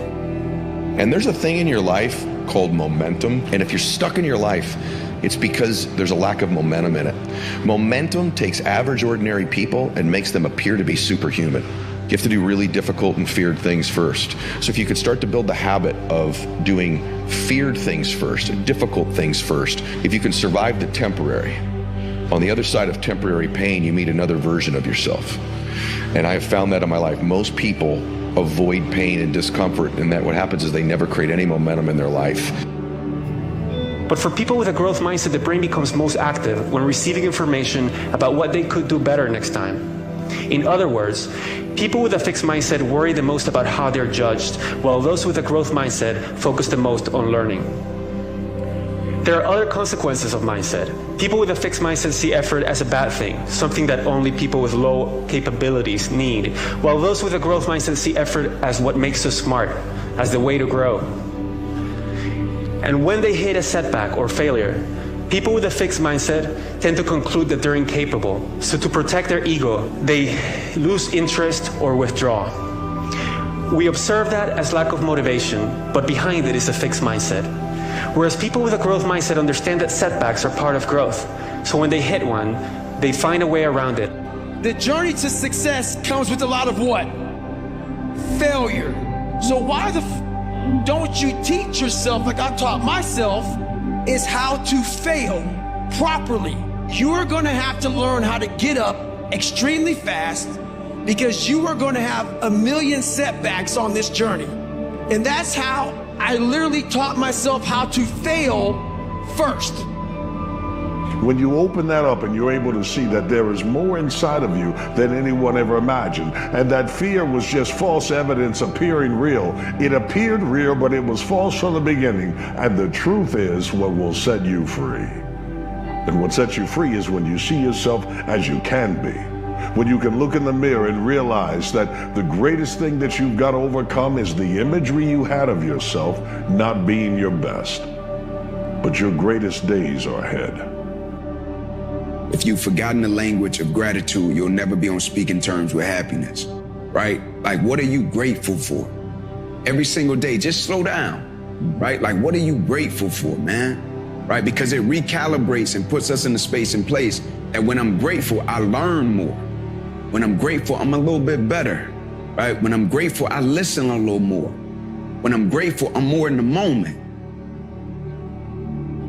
Belief comes before ability. You're not always born with the ability, but you have to believe before you have the ability. And if you believe, you have the ability, and then you have the courage to take action on that belief and that ability, then you can start moving forward.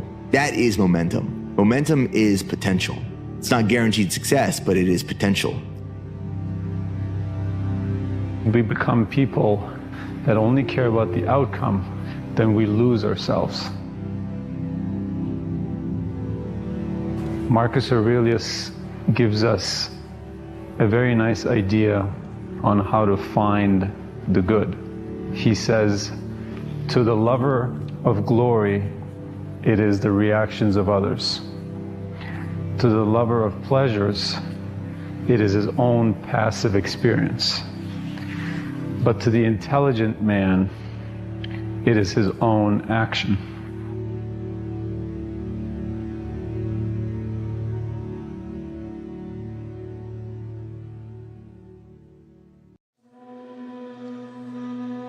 Have to be delusional. Franz Kafka once said, by believing passionately in something that still does not exist, we create it. The non-existent is whatever we have not sufficiently desired. Embrace the power of your dreams, for they have the potential to shape your reality. Let your desires guide you, fuel your actions, and manifest the life you envision. Don't listen to anybody. Don't even listen to me. You already know what you need to do. It's in you. It's talking to you all the time. You downplay it because you think you're not experienced, or you know you're not experienced, so you're scared to listen to yourself. But you know you. Your soul knows you, and that's what you're listening to in your head. Trust it. Trust your gut. Go with your first instincts. You can't lose. Words are life. Speak things into existence and create your universe. Protect yourself with your words. The universe is listening. Destiny taps us on the shoulder and is it going to find us ready? Are we going to be there in our finest hour? And the answer is most people don't. Most people turn away when destiny calls. We let things get in the way. We know what we're supposed to do. We know what we want to do. We know what the right thing is to do, but we don't do it. We let other things get in the way. Courage calls, but we ignore it. But what history needs, what the world needs, what you need is to answer that call and not let anything get in the way. You're about to win big. And I have key signs that you're about to win big because you've been doing the work, you've been staying faithful. Listen, you're about to win big.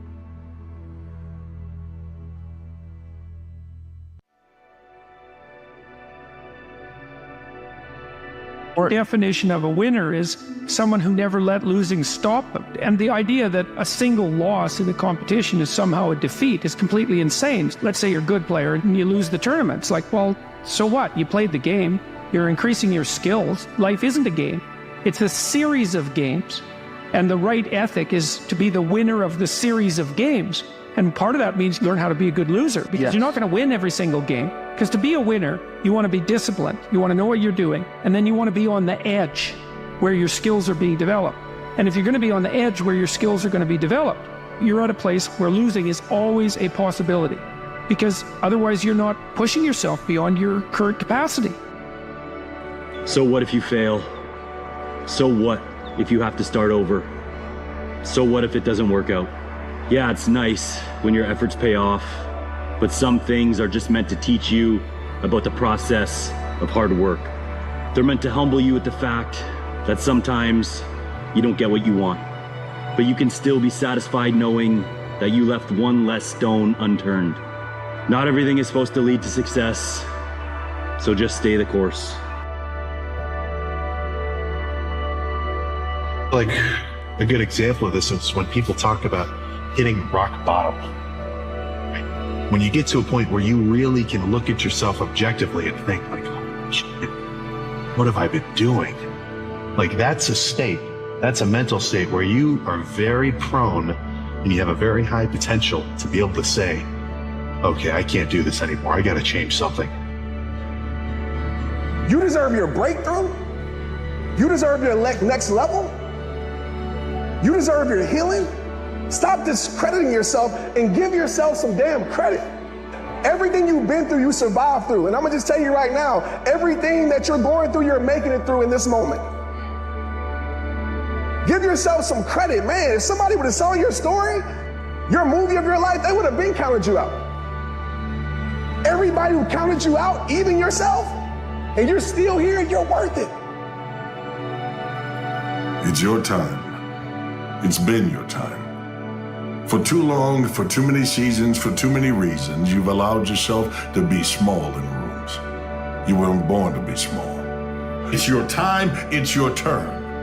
Now you got to be willing to take it because no one's going to give it to you.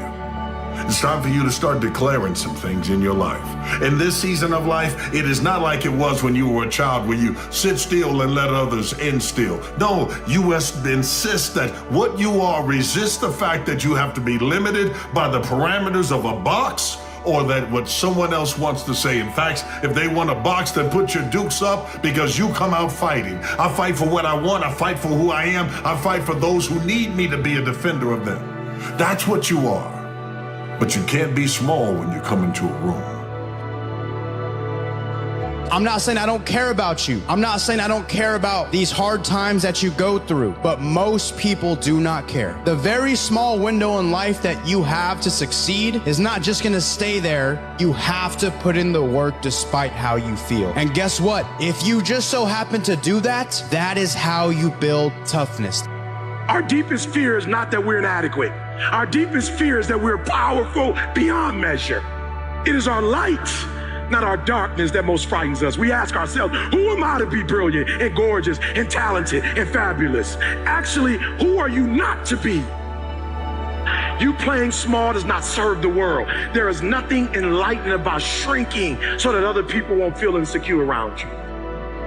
When you watch a movie instead of doing your work, that's called instant gratification. You feel really good while you're watching it, and you're happy you're not doing your work. But when the movie's over and you're alone, you realize that you don't have that thing to show for it. You don't have that work that really lasts. Nothing is achieved without some perspiration. Nothing. Anything that is worth anything. If you really want to be successful, you have to work at it. And that's why you have to continuously have that inner dialogue and bring yourself back, and remind yourself that things are exactly as they're meant to be. Release the expectations, forget the picture of how I think my life needs to be going at this specific time, and just live in this moment, right? And as you continue to just take steps each and every day, trying to make the most out of what you have now, you're gonna start evolving and growing into new seasons, into new opportunities, into new phases, right? And you're gonna reach points where one day you look back and you're like, wow, I actually had to go through that to get to where I am now. And I realized that that was happening for a reason.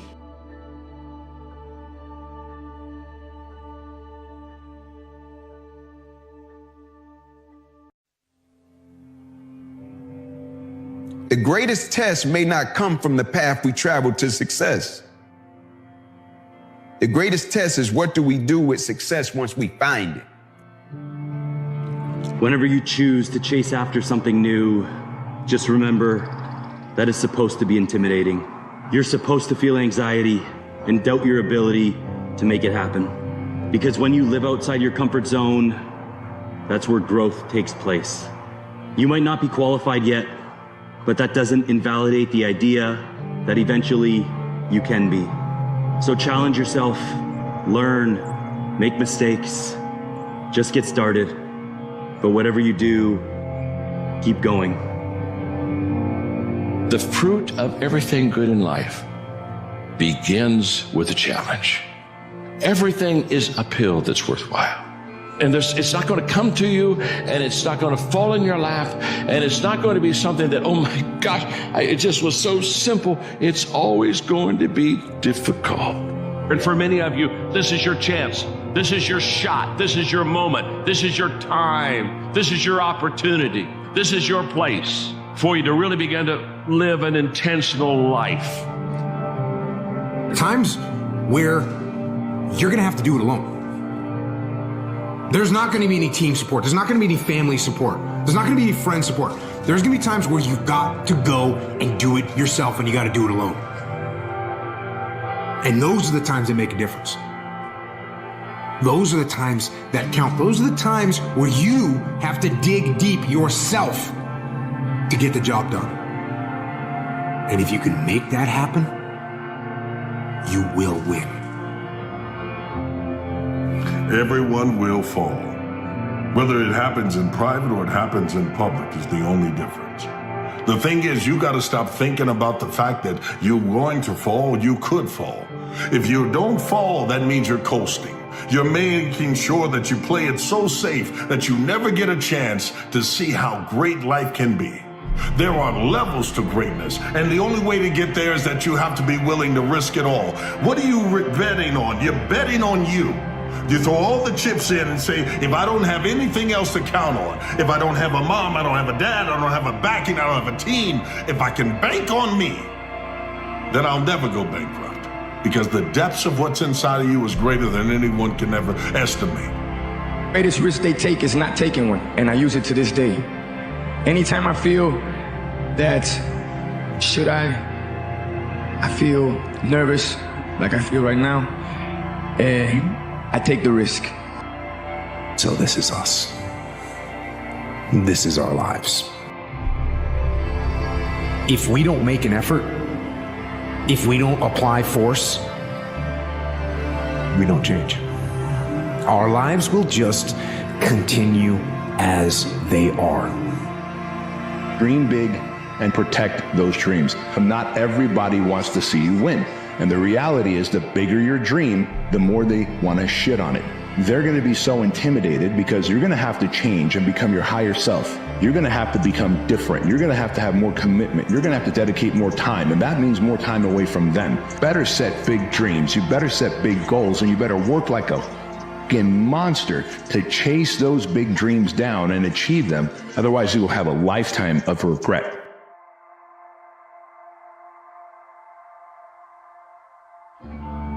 Socrates, he said, an unexamined life is a life not worth living. Examining your own life is self-education. No one can show you these things but yourself. No one can make you realize what you've been chasing but yourself. Who better to convince you than you? If you never examine these beliefs that have been handed down to you from when you were a child, you will just keep chasing them and keep acting in accordance with those beliefs.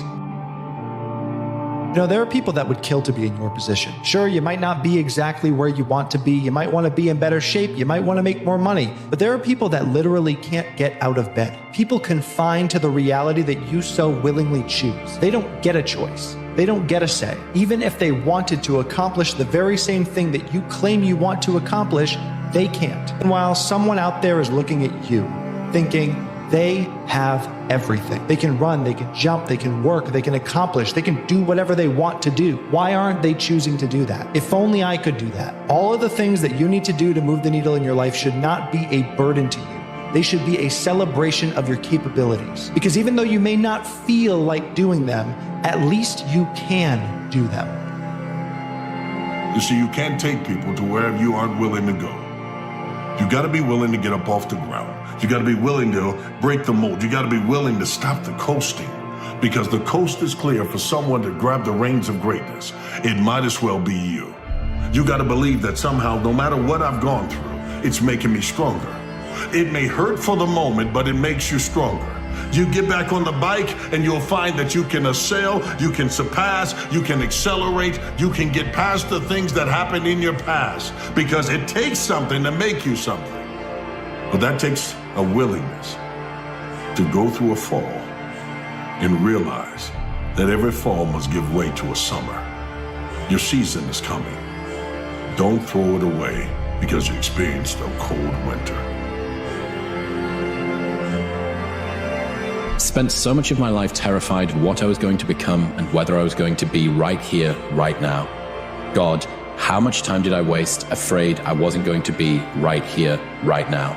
If I could change, the only thing I'd change about my whole life would be fearing less that I wouldn't get right here, the place that I was going anyway.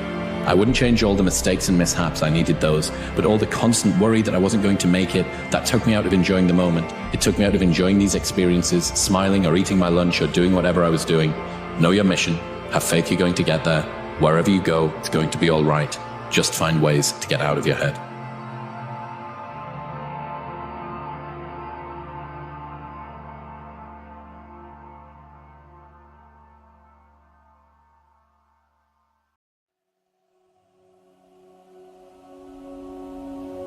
We've all heard it. It's always darkest before the dawn. You have to push through the hard to get to the place you're trying to get to. You have to understand you are on your own unique journey and your truth is going to be unique to you. So as you go down that journey of trying to be authentically who you were made to be and find your truth, there's going to be so many people that do not agree or do not align with that path. Here's what I know. I know that until you make a decision that you no longer want to feel how you feel, or you no longer want to think the way that you think, or you no longer want to have the kind of results or no results that you have, until you make that decision that, you know what? I know I don't feel great. I know I doubt myself. I know I've had a lot of bad things happen. I know there's a lot that I regret, but damn it, you've got to start with wanting something better for yourself. And then I personally think the most important thing is to start acting like the person who has the things that you want right now, even though you don't feel like it.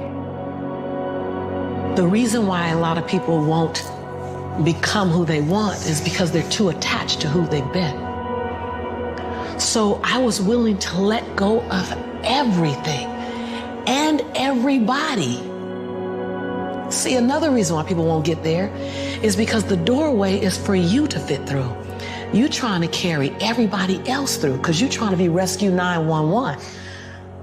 And you got to rescue you first. You're going to have some ups and you're going to have some downs. But during those down moments, that's where the growth takes place. That's where the work is.